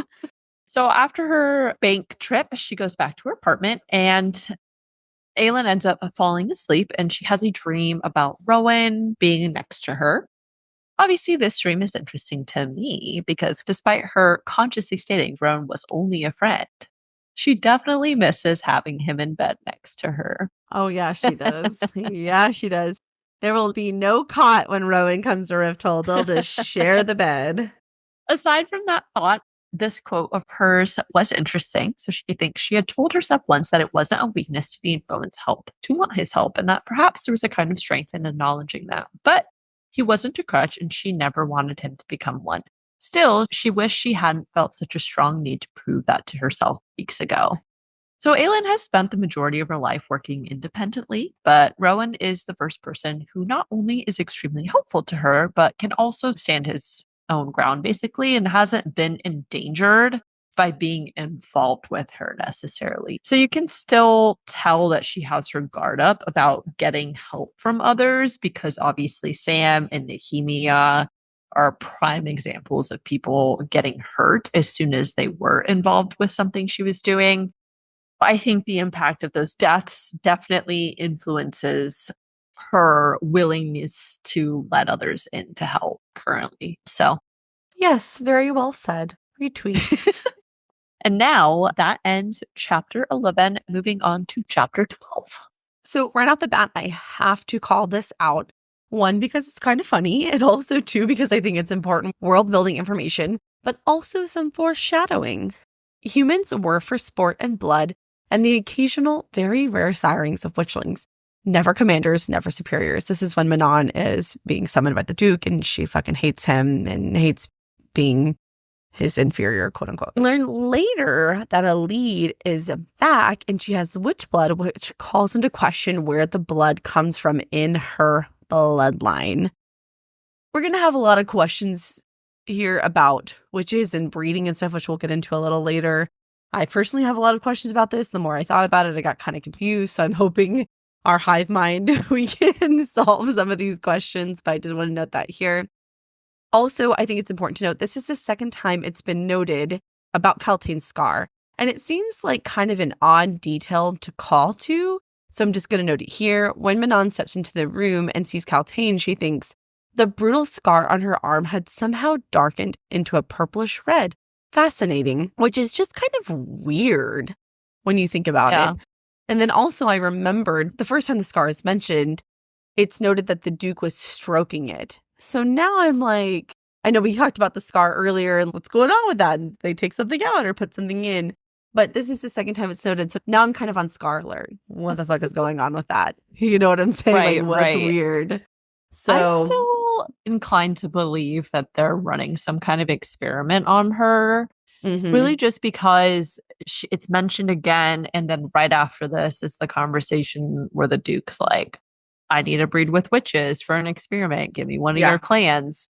And he talks about the little stone they're going to sew into the witch's belly, which is gross to think about. Then I was like, well, that seems like a surgical procedure. Yeah, I don't know. But it's definitely weird and it's interesting. The first thing I wanted to point out in relation to this chapter was that it says Astrid may have stepped out of line, but, I am actually on her side when it comes to this issue. I think Manon is being unnecessarily cruel to her. As I stated earlier, the more I thought about it, Manon and Aelin would make great fantasy friends for their rashness and just the way that they operate sometimes. I'm actually a little scared to see those two together if it ever happens, because they will burn down the world together. When you think about it, they're both irrational queens. Well, I guess technically Manon isn't a queen yet, but I feel like that has been loosely foreshadowed when Granny Blackbeak's like, we're not going to just be like the ruling clan. We're going to rule the whole Waste and the Witch Kingdom and all that. The fact that there were Kraken queens and, now there'll be Blackbeak queens. I don't know. I just feel like that's foreshadowed. So I guess I should say I don't know anything. It just feels like that's where this is all leading up to. Yeah. For them to both be queens in their own rights of their own people. Next, Lord Vernon Lochan, the brother/brother-in-law to the now deceased Cal Lochan and Lady Marian, is in Morath working with the Duke. We know from Heir of Fire that Vernon had taken over as Lord of Perrinth and had survived only because there was a quote that said he was already the king's puppet. Now, the biggest thing, of course, is the fact that the Duke is experimenting with breeding Valg with the witches via a procedure where, quote unquote, a bit of stone swung just beneath the belly button. The stone allows them in, you see, and a child born of Valg in which bloodlines, you can understand what an investment that would be. Crazy. I don't like that at all. As I said before, this is what I was speculating might be in relation to Lady Kaltain, although as far as we know, she's not a witch. So then, I don't know what they'd be experimenting on her for. I don't know, or she could be, because obviously we learned that Elide is. And if it was discovered that Kaltain potentially had a trace of witch blood, then it would make her a good test candidate, initially speaking, just to see if it would work. You know what I mean? I just have a lot of questions about what are they doing with Lady Kaltain? What do they need her for? What's going on with Roland? Questions about why she's being brought up in this context and everything as well. So there's a lot of questions right now about the Duke and what's going on there. This is obviously very crazy. And Manon is shocked to learn not only were the Valg back, but the Duke wanted to conduct such an experiment on the witches. She at first objects by stating they had plenty of humans to experiment on. And I, as a human, am not a fan of Manon's suggestion. But the Duke says, most are not innately gifted with magic and compatible with the Valg as you witches are. And only witches have Valg blood already flowing in their veins. So when I first read this, my brain was basically just scrambling, but I have a lot of questions, obviously. Is this breeding really just an alternative way of figuring out how to have dominance and control over the witches? I think yes. The witches descended from a breeding of Fae and Valg, but at this point, they seem like their own separate species. So I'm wondering why specifically they want the witches. Is it just because of the Valg blood just makes them extra compatible, like blood types or something, basically? I would think so. I think it's because they're innately gifted with magic, and also they are descendants of Valg. So. Okay. The thing that was kind of weird to me that I didn't understand is that we already know that the Valg can infiltrate via wordstone collars and rings, or really any object made of wordstone. So what are they trying to achieve by creating offspring with the witches? Are the Valg just hoping that the children born from this breeding will be more Valg than anything else? Do they think that the children will be easier to control or have more powers like the Valg power or like what the Valg have? I mean, maybe all of those things. Maybe they really are just experimenting to kind of see what would happen and how much power and how much control will we have over them. That seems likely. Yeah. Also, like Aelin, why the fuck does Manon not think about all of this more deeply? Okay, thank you. She would think about that later. Like, girl, it is right in front of you. You know, so Astrid's the only person who's like, this is fucking weird. Okay, this ain't right. Thank you, Astrid. I knew I was going to like Astrid from the moment we met her. Pretty much. Everyone's like, I'll think about that later. And I'm like, no, absolutely not. Think about it now. Now, literally right now. Thank you. And yeah, as you just stated, I appreciate that Astrid questions this experiment and insists Manon not give over a Blackbeak coven because somebody needs to stay on the don't trust the Duke, the King, or the Valg train. Because clearly Manon is kind of considering it. And I was like, no, hold up. Don't do that. Thank God for Astrid. Thank God. Manon thinks maybe it wouldn't be bad to join their bloodline with the Valg, maybe and make their forces stronger. Maybe the Valg would know how to break the Kraken's curse. Girl, absolutely not. I don't know how much the witches know about what the Valg do, but based off what we readers know, I can confidently say that that is not going to benefit the witches long term. They are just another group in the Valg's seemingly long list of dominated beings, it feels like. Manon needs to do some real critical thinking. That's all I'll say. Agreed. Now, through this argument, we do get some world building about the witches. So first, we learn that witchlings are very rare, and therefore they are super sacred. All witchlings are born females. Okay, so this is where I started getting confused, because to my knowledge, for the witches to get pregnant, they have sex. Like, it's a normal process for them to be impregnated, okay? But there's never any male witches mentioned. And also, this, by its own admission, the witches are all female. So, if that's true, how do they get pregnant? Who is impregnating them? I'm pretty sure. I remember that there was a line that said they would go breed with, like, humans and stuff, basically, just to do that. But then after that point, somehow all the children are always born female for whatever reason. I don't know the science of that. That's some real Bene Gesserit Dune shit right there. I know. Okay. That's that's okay. I'm not mad at it. I'm just trying to understand. So I guess the witches, they go get it on with a cute human dude. They probably kill him afterwards. Sometimes they get pregnant, and through whatever magic, power, tradition, three-faced goddess nonsense, all the witchlings are born female. So that then would mean all the power and magic comes from the female bloodline. Okay. Mm-hmm.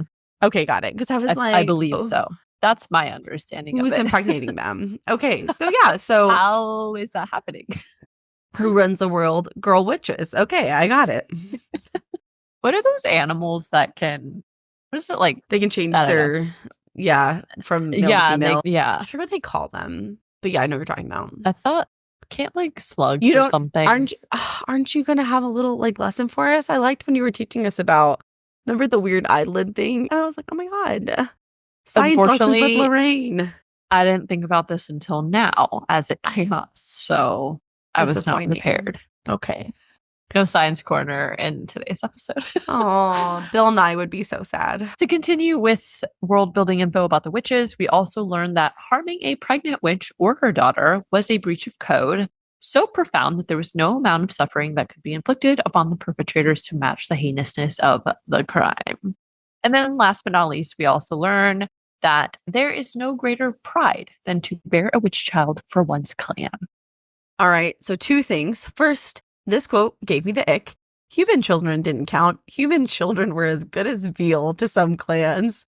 So, ew, first and foremost. Yeah. And second, do you think that this is foreshadowing that Manon, or one of the 13, probably like Astrid or Sorrel, will bear a witchling child in this series?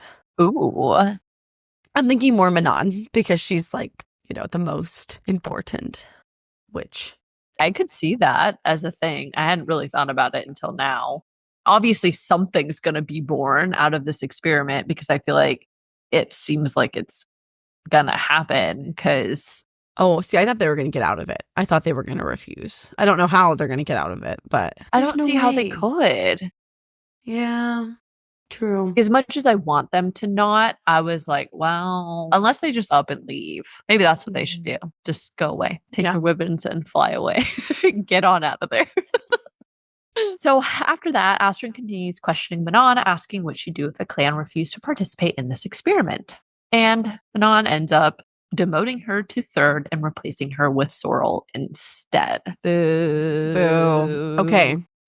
I know we don't like this. I know we're a little annoyed at Manon, but the more I thought about it, I did wonder, is she actually doing this to protect the 13? Because as this is happening, she thinks she did not particularly care to hear what Astrid had to say, not when her grandmother had made it clear that any step out of line, any disobedience would earn them all a brutal and swift execution. The cloak around her would never allow her to forget it.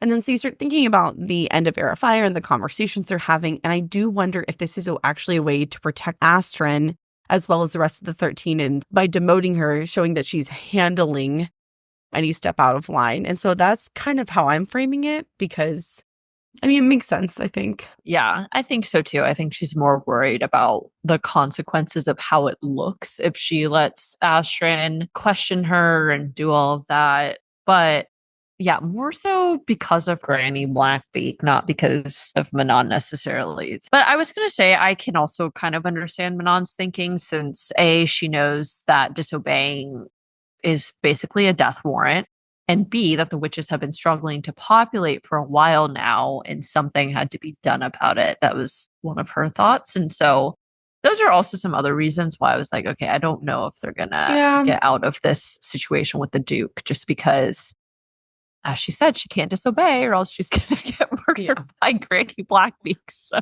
Fair enough. And will say in Manon's defense, it's probably hard for her to be as upset about this because we think the Valg are horrible soul-sucking demons, but witches, specifically the Iron Teeth, are quite literally descendants of the Valg. So they probably aren't scared of them in the same way that we would be, or wary of them, because that's literally who they're descended from. I do really feel like the witches have basically become a different species at this point. Over time, they've just become different in a way. In either case, I hope they realize that this is a bad idea and that you shouldn't do it. Very bad idea. After this meeting, Manon heads back to her room to find a servant lady cleaning. And who does this girl end up being? Elide Lochan. I was not prepared for that. Not even a little bit. I was very excited. Yeah, I know. It's super cool. Again, we get so many characters coming into play finally after being mentioned before or having briefly met them before. It's time. So Elide has a mangled foot and her ankles are chained together. And according to her, she fell down a flight of stairs when she was 8, and her uncle, Vernon Lochan, had never used a healer to fix her. Prior to this, no one knew what had happened to Elide the night her parents had died, along with Aelin's parents. Because she'd already been in the care of her uncle when this accident happened, I am assuming it was sometime after Terrasen fell. But I also have some thoughts about her ankle chains in a bit. I was mostly just trying to figure out the timeline because I also could have sworn that I remember reading that Elide was a year younger than Aelin or something like that. But I tried to search it and then I couldn't find it again. So I don't know. It could be that I'm misremembering it, but that sounds right. They're very close in age. They're either the same age or Elide is like a little bit younger. Yeah. See, to me, immediately when I hear she was 8, I'm like, oh, she's the same age as Aelin 10 years ago when Terrasen fell, and that it has to do with maybe her escaping or whatever. You know, it's possible. We don't know what happened from Cal Lochan's perspective and Elide. I feel like at some point we'll probably get Elide's backstory. We know obviously what happened to Lady Marion, her mother. I'm wondering if it was like her dad, Lord Lochan, was like, oh shit, we're all going to die. And so he sends Elide off to run, to hide, whatever. And his brother knows that she's very valuable bargaining chip. Maybe he tracks her down, finds her, and her ankle gets broken at some point in that part. And then, of course, he never heals it. I don't know. That was a weird timeline tangent. But when I hear I was 8, I'm like, oh, it's right around the time that Terrasen fell. Yeah, that's kind of what I was thinking too. But then I was getting confused because I also could have sworn that she was younger. But I'm just going to assume that it was around the time that Terrasen fell. I think that's fair. Also, even if it's not, it'll be okay. I think it'll be okay. So Manon swiftly kicks Elide out with a threat if she were to ever find her spying on her again. And once Elide is gone, she realizes 2 things. First, Elide's cinnamon elderberry scent was all over Manon's desk area and the map on her desk. Second, when Manon scrapes Elide's chin and tastes her blood, she realizes that Elide actually has witch blood. My jaw hit the floor. Oh my God. What? I know. And it's just so casually thrown in there. I'm like, I'm sorry. Is this not a big deal? Because it feels like a really big deal to me. That's what I'm thinking. And Manon wonders if she was spying for Lochan, but concludes anyone with quote unquote witch blood in their veins was worth keeping an eye on. Huge news. My question is, do you think that Elide is Kraken or Iron Teeth? Because Manon doesn't specify, she just says witch blood. I kind of figured Kraken, but the fact that Manon didn't immediately kill her did give me some pause. Oh, that's interesting. Also, I want to know if Aelin's parents know. We already knew that Elide was likely magical because of Aelin's memory of her parents discussing how Elide's parents had wanted to send her to magic school. Mm-hmm. But this new information does give us some specific stereotype of magic. Also, I would like to know how Vernon found her, since Aedion's recollection of her from Airfire had stated no one knew what had happened to Elide and other children from that day. Plus, it seems likely that Vern and Cal were not necessarily close, right? I just have a lot of questions about how she ended up in the care of Vernon. Mm-hmm. Obviously, she's also not being treated very well. She literally has chains on her ankles, which implies that she's more of a prisoner than anything else. Oh, yeah. But also, do you think Vernon is a spy for Terrasen? No. Or just a lackey for the king? No, he's a piece of shit. I don't think that there's any... Okay. No way. Okay. If that happened, I would be absolutely stunned. Like, fall on the floor, rebuild the world from the ground up, question everything. I think he's just a piece of shit. I don't know why I have such a strong visceral reaction to this question, but no, I think he sucks. Right. I don't know. You had like Aedion, who turned out to be a spy, and he was doing really terrible things against Terrasen, yada, yada, supposedly, right? That's what people believed. And then turns out it's actually a good one. So I don't know. But also, obviously, I would like to know what information Elide was trying to gather and for who. Also, if Elide is magical, how has she been hiding it from the Valg? Because it doesn't seem like she has any wordstone object on her, but I feel like if they knew she was magical, she would have been harnessed as a host by now. That's a good point. I don't know. Maybe Vernon is refusing. Maybe she doesn't have enough magic in her blood. Maybe it has to do with the fact that it's witch blood. I don't know. You could really go in a lot of directions with that. True. Anyways.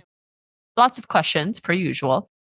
After this incident, Manon goes to meet the blacksmith about weapons, and I did find it interesting that she kind of pities the man for his tongue being cut out and explains to him why they would need lighter weapons. This is just more evidence that despite the ruthless front she puts on, there is a small human-like part of her that causes her to empathize with others. I also like during this scene that Sorrel also continues to question Manon on her decision to demote Astrid, stating, "At the Omega, we knew our places and what was expected of us. We had a routine, we had purpose. Before that, we hunted the Crockets. Here, we are no more than weapons waiting to be used. Here, your grandmother is not around to influence things, to provide strict rules, to instill fear. She would make the Duke's life a living hell." I just wanted to note that because it seems that all of the 13 were left pondering the words of the Crocken witch Manon had killed at the end of Hoth. And it is definitely beginning to feel like the 13 as a clan will become an enforcer of change amongst the witches in how they operate. Next, I don't have any evidence to support this hunch, but do you find it odd that the Duke of Perrington basically seems to be running his own show at Morath? Like, he doesn't mention his plans as being part of the king's orders or anything. It feels kind of like he's just doing his own thing out there. Something about it seems kind of weird to me. Like, you think that he would have threatened Manon with the King of Aelin doing something to the witches or whatever, but he just doesn't seem very concerned about the witches disobeying or doing anything weird. I mean, in a sense, I think the Duke is running his own show there, but he's running it on the king's orders. I don't think he's usurping the king or doing anything the king would want. I think if the Duke, almost sort of like the VP, the king is the president, the Duke's the number one successor, not successor, but whatever. In terms of the hierarchical rank, every time I try to use hierarchical, I can't do it. In terms of the hierarchy, I try every time, slip it in once an episode. It never sounds right. Anyway, I think he's the number 2 head honcho, in your words. Yeah. I mean, I don't feel like he needs to threaten Manon with the King of Aelin. I think he feels that he can keep them in line. So I'm sure if it came to it, he would. Yeah. Anyways. All right. Moving on to chapter 13, our final chapter. So something that I did want to note is how, according to Aelin, the Assassin's Keep has managed to remain anonymous and exists right under the King of Aelin's nose. I just found that kind of weird because Arobynn seems like such a high-profile person that it's kind of hard for me to believe that no one wonders where he is, who he is, what he's doing. I mean, if the king really wanted to know, he could probably find out. I think it's one of those, Arobynn's killed a lot of people who know his identity and are paid off a lot of people. And when basically the whole city is in your pocket, you don't really worry about it. Fair enough. Yeah. As Aelin enters the keep, she notes that there was not a soul in sight, as though Arobynn didn't want to be overheard. I guess given the nature of the operation, it kind of makes sense, but I do find it odd. And I'm wondering, is it just for secrecy, or does Arobynn perhaps not trust some of his own assassins? Maybe. Probably just Arobynn likes control.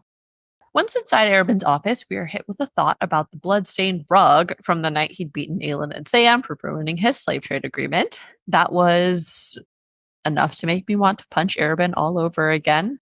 But after that, they begin discussing Aedion's rescue mission set for the next day, and Arobynn makes a comment that says so many little things that could go wrong, especially if you're caught, and that he expects to be shielded if the king catches her.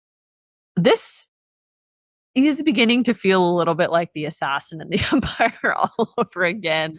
I just don't trust Arobynn in the grand scheme. I will say I don't think it would make sense for him to get her captured yet, since she hasn't gotten him a Valg, and obviously that's kind of what he wants, and she won't do that until after Aedion is free. But still, everything that Arobynn says is so threatening, and I'm like, I don't trust you. I really don't. No, this conversation does not leave me feeling confident. I'll say that. I also still want to know why the fuck he wants one. Why does he want a Valg? I don't believe his whole, might give me some answers. They're ruining my city. I still don't. Did we talk about this last episode where we think that maybe he does know that the amulet has a word key and he thinks he can control it? We were very suspicious of the fact that it's possible that he already knows, and that's why he wants to have one so he can test it out or something. But okay, sorry guys. Sometimes Lorraine and I have many conversations that are not on the podcast. So sometimes I'm like, we talked about that, right? But I can't remember if we talked about that or we as a podcast talked about that. So I have to be careful when I reference conversations because you might be like, you guys didn't fucking talk about that. What are you talking about? So do a little double check there. I forget things all the time. Clearly, Exhibit A being the beginning of this episode. So that's why I'm here. It's okay. Aelin also notes that she sees no box or anything on the shelves to indicate the amulet of Morath was in that room. We do learn that Erebin had in fact sent Lysandra as a present to see if Aelin would kill her, but I like that Aelin calls him out for setting up a dynamic of hatred and competition between them when they were younger. It also makes me really disgusted when he says, "She serves me well enough. Replaceable, though, should you decide you'd like to uphold your promise." Just the fact that Lysandra has been nothing but a toy to him is so gross. This whole conversation is nauseating. And then I also found it extremely nauseating when he tells her that she fills out the suit better than when she was 17. The whole conversation just feels very groomy and weird, and I did not feel good as this conversation unfolded. Is quite literally like a freaking groomer. Ugh. Erebin threatens her about ensuring that she deliver on her promise, and as Aelin stares at him, she has this thought. There's always such a gleaming in his silver eyes, like the cold light before dawn. She'd never been able to look away from it. I don't know why, but that to me sort of reads like the type of stare that transfixes you or feels like kind of magical. Oh Maybe my the fact God. that the Assassin's Keep has stayed anonymous and how Erebin has all this wealth and power is actually an indication that he does have the amulet for sure. Because Harrison was always protected and also amassed great power and wealth from the amulet as well. That's true. I don't know. Are we really questioning whether he has it? I mean, we know he has it. Yeah, I'm just pointing it out as further evidence of indicating that he probably has it for sure. But that eye line, we're on eye watch still. We gave that up a while ago, but bringing I it forgot back about that. Yeah. Erebin also attempts to taunt her with information about Chaol visiting him again last night and his relationship to Nesryn. Aelin is surprised about Chaol's relationship to Nesryn, but of course, the bigger question is, what was Chaol doing meeting with Erebin again? Was it related to his plan to have the King of Adarlan killed, or was it something else? I think it is likely that it's related to his plan to kill the King of Adarlan, or maybe to rescue Dorian. Like he feels the only person who can pull off royalty napping would be Erebin. I also noted Aelin is surprised to hear that Chaol and Nesryn used to be a thing, and she thinks she'd known Chaol had at least one lover other than Lithian, but ... And I know I talked about this last episode, but since when has she known that? When was that information shared with her? And more importantly, when was that information shared with us as a reader? Okay? I don't like it. It's annoying. Honestly, I think I'm just still annoyed about how Nesryn was introduced. I still feel like that was some weird character assassination shit. But I don't like that even Aelin's like, she's known that he'd had many lovers before. Like, bullshit. No, she didn't. That would have come up in a conversation. If she had planned that, then when they had the conversation about Lithian, he would have said there'd been at least one other or something. This is a little hint. And so I feel like she tried to like retcon that into the book. And I don't know why, but it just really annoys me. Yeah. I don't like it. I don't Fair like enough. Fair enough. I know it's dumb, but I don't like it. You're just mad that it paints Chaol in a bad light. It does. It was so gross. Just him doing it with her in an alley. Like, ew. Chaol is a bedroom sort of man. You know what I mean? He's not. Is he? Seems like he's not. Well, that's true. They were doing it in the broom closet on the desk, so never mind. I retract that statement. I don't know anymore. I don't know. Chaol's changing too much. I can't keep up. Who knows how long you'll be a Chaol defender for? Forever. Till the day I die, okay? I want to be buried in my Chaol defender hat. That's how strongly I feel. Man. To that. Yeah, we're going to delete this out just in case, because that may not age well. After her meeting, she stops briefly at the royal bank again, and then heads home to find Lysandra waiting for her. And of course, I just really want to know what she's doing at the bank. Was it to put something she took back? Was she depositing or withdrawing more money? I don't know. But yeah, something about what's going on in this bank is probably going to pop back up on us later. So, absolutely. Once in their apartment, her and Lysandra briefly discuss Wesley's letter, and Aelin thinks she'd read through Wesley's letter again and again until she memorized the dates and names and accounts, and changed little of her plans. Now she knew she wasn't wrong, that the names on her own list were correct. Obviously, in that line, it discusses accounts, and perhaps that's what she was investigating at the bank. But whose accounts? How many people are involved in that? I noted that as well. My thought was maybe in Wesley's letter, he had a plan laid out for her that was basically like, if you're reading this, I'm already dead. And here's a step-by-step guide on how to kill Arobynn and use these accounts for this money and do this, this, and this. And that was kind of my thought. I don't have a ton of evidence to support that, but when I read that line, that's the thought it prompted. Yeah, it could be. Hopefully we find out soon, because I would like to know. Yes, thank you. Me too. Aside from that, I do really like that Lysandra and Aelin are coming together and forming this alliance. And it makes me very happy because she has a friend now and an ally who understands what Arobynn is like and what he can do. She has somebody who can relate to her. So I think that's really important. Lysandra also admits, I was such a fool believing that he gave you everything and denied you nothing, hating you because I always knew deep down that I was just a pawn, a way to make you fight for his affection, to keep you on your toes, to hurt you. And I enjoyed it because I thought it was better to be someone's pawn than nothing at all. Damn.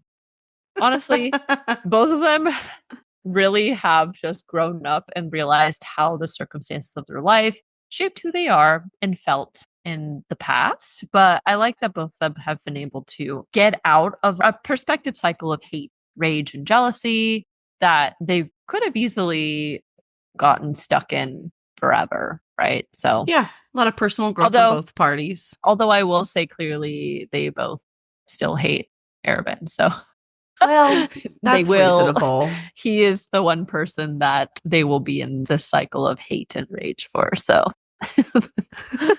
Aelin realizes that Lysandra was coming to her to help her destroy Arobynn. And Lysandra says, after he murdered Wesley, I lay awake in his bed and thought about killing him right there. But it didn't feel like enough, and the debt didn't belong only to me. I know this is not a cutesy moment in terms of the topic, but there was something about this conversation that was just very satisfying. They both have this vengeance in them to get back at Arobynn. They've both endured really awful things. And now there is a mutual respect developing. And I thought it was almost kind of compassionate in a way for Lysandra to realize that it wouldn't be right for her to kill Arobynn on her own. I know. I thought the same thing when I was reading this. I was like, oh, this is so sweet. And then I remembered they were talking about conspiring together to kill somebody. And I was like, oh, even if Arobynn is deserving, it's still like, okay, well. This is why it's a book. Plus, they can't be punished for a crime they haven't committed. They're only thinking and talking about it. So exactly. Although in this case, I'm pretty sure that it's going to happen. Or at least there's going to be an attempt to make it happen. Whether it's successful is a different story, but... Fair. I do think, though, in real life, you can be arrested for conspiracy to commit murder. So maybe they can be arrested for this. If you actually take steps, like active steps to do so, yes, because now you've created a trail. You would know that, wouldn't you? But if you're just thinking about it, again, it's just your thoughts, you know? So, oh my God. Lysandra goes on to say, you loved Sam as much as I loved Wesley, which prompts Aelin to think about how she never loved anyone more than she loved Sam. I do think I really underestimated how much of an impact Sam had on Aelin's life. We only met him for a brief period of time in Tab, and their relationship didn't even become romantic until like the third story. So I think I kind of dismissed how significant he was to her. And I kind of still continue to do that until I'm like reminded by people talking about it or Aelin having thoughts about Sam. Maybe I should remember Sam more. Yeah. You know, I feel like it's hard to reconcile for me because he's in it for an infinitesimal amount of time in the series. But It does seem like he had such a profound impact on her as a person. I mean, she literally got the story of him tattooed on her back. So I do think you're probably right. We need to sort of realign the importance of Sam to Aelin, not just his death, but like how he impacted her as a person. I mean, really, he's the only person so far that's shown her unconditional love. So, true. I mean, besides her parents, but I mean, like, past that. Yeah. My favorite moment of the scene was when Aelin apologizes to Lysandra for how awful she'd been to her before, and that Lysandra ultimately forgives her. Okay, wait, I'm going to go off on a little bit of a little side note, extra digging here, but we've got our whole wolf theory here. So I did find it interesting that it's described that Lysandra gives her a grin that was more wolfish than refined, because is this foreshadowing for something about Lysandra, which there's a quote coming up that we're going to talk about shortly that I think adds to that as well. Okay, keep going. Before I get to that, though, I love that as soon as they finish the serious part of their conversation and they agree to help each other, Lysandra is like, thank God, now we can talk about food and clothes. And they just start, like, instantly the dynamic changes, and I liked it a lot. So, yeah. As they discuss, there is the other thing that Lysandra says that stuck out to me. She says, you and I are nothing but wild beasts wearing human skins. Don't even try to deny it. And right after that, Aelin wonders what she would think about her fae form, though she doubted she would call her a monster for it. So just to set the scene about what's about to unfold here, Lorraine has her thought in invisible ink, okay? And I also had a thought that I put invisible ink. And so if we start laughing hysterically, it's because of what we have both are about to reveal to each other in real time. So, Go ahead, Lorraine. All right, here's me. Okay, so between the wolf comment and this, Lysandra actually has a different form, and she is another magical being that's been trapped and stuck as a human. I knew it. This is what I wrote. Look, I wrote, I did not read your invisible note, but I just know your goofy ass wrote something about how Lysandra is secretly a shapeshifter or some stupid shit like that. If I'm right about this, I swear. I fucking knew you were going to write that. As soon as I read that, I was like, oh my God. I'm sorry, but every time there's been a wolf reference, there's always been something come up. There's always been a twist of some sort with a character. And this one was pretty small. Like, it just said she gave her a wolfish grin, right? But then, you and I are nothing but wild beasts wearing human skins. It's a weird phrase. It is weird. It is a weird phrase for somebody who is only human, but I don't know. If you are not just human. Oh my God. I knew you were going to say something bad. It's like coded. It's like coded language, okay? You're so funny. Anyways, okay. To end this chapter, I actually lied. Lysandra scheming with Aelin is something I love more. And Lysandra posits they killed two birds with one stone regarding Aedion's rescue mission and what they could do to Erebin as well. And I am very curious about what Lysandra's plan is. Same. But overall, I'm a huge fan of this alliance, and there is no wrath like that of two girls plotting for revenge. As I said earlier, nothing brings people closer together than a common enemy. Yep. So that now concludes our analysis portion, and now we just have our favorite moments to share. So my first quote that I liked was in Manon and Abraxas' chapter. It says, Abraxas sucked in a great breath, tucked his wings in tight, and fell off the side of the post. He liked to do that, just tumble off as though he'd been struck dead. He's such a little troublesome little wyvern, but in such a cute way. I know.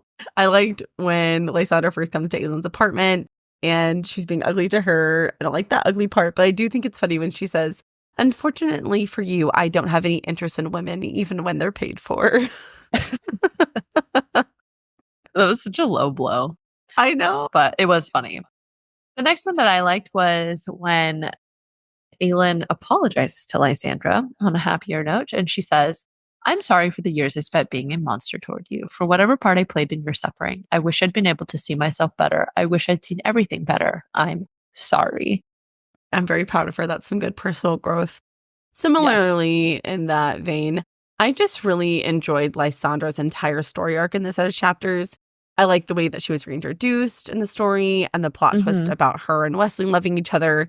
And most importantly, how she and Aelin started over. So overall, I just really enjoyed all of their interactions. Yeah. It's a great friendship. And I feel like they make a good alliance. Because Lysandra seems like pretty schemy. Yes. And I like that for their purposes. Yeah. And then my last favorite quote, it was at the very end. And Lysandra says, some night soon I'll sneak back in here and we can eat chocolates until we vomit. And then Aelin says, we're such refined, genteel ladies. I like that one too. That was one of my favorites as well. And yeah, that now concludes our episode. So thank you all for joining us for another episode of the Booktown Fantasy Podcast. As always, we are so glad you found us. So please leave us a review, subscribe to the podcast, and check out our social media pages to keep up with us on a daily basis. That's all we've got for you guys today. So stay nerdy. And remember, you can't be punished for crimes that you think about. Exactly. We'll catch you all next week for Queen of Shadows episode 3. Bye. Bye. And stay tuned for some bloopers. Okay, the plot twist. Oh my God. Starting off to a good start. Great.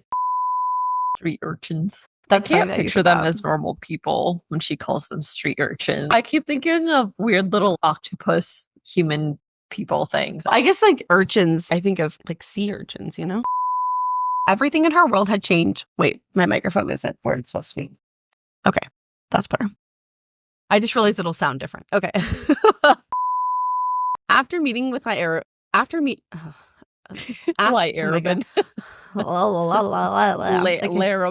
Larabin. And that would be their couple name, I guess. Ugh, gross. Poor Lysandra. Okay. In this conversation. Okay. What is wrong with me? Why can't I speak? Okay. Manon. Okay. It's now my personal mission. I can't again. I feel like it should have like done some vocal warm-ups or something. Jesus Christ. Okay. This is the suit that Erwin had specially had. This is I don't had special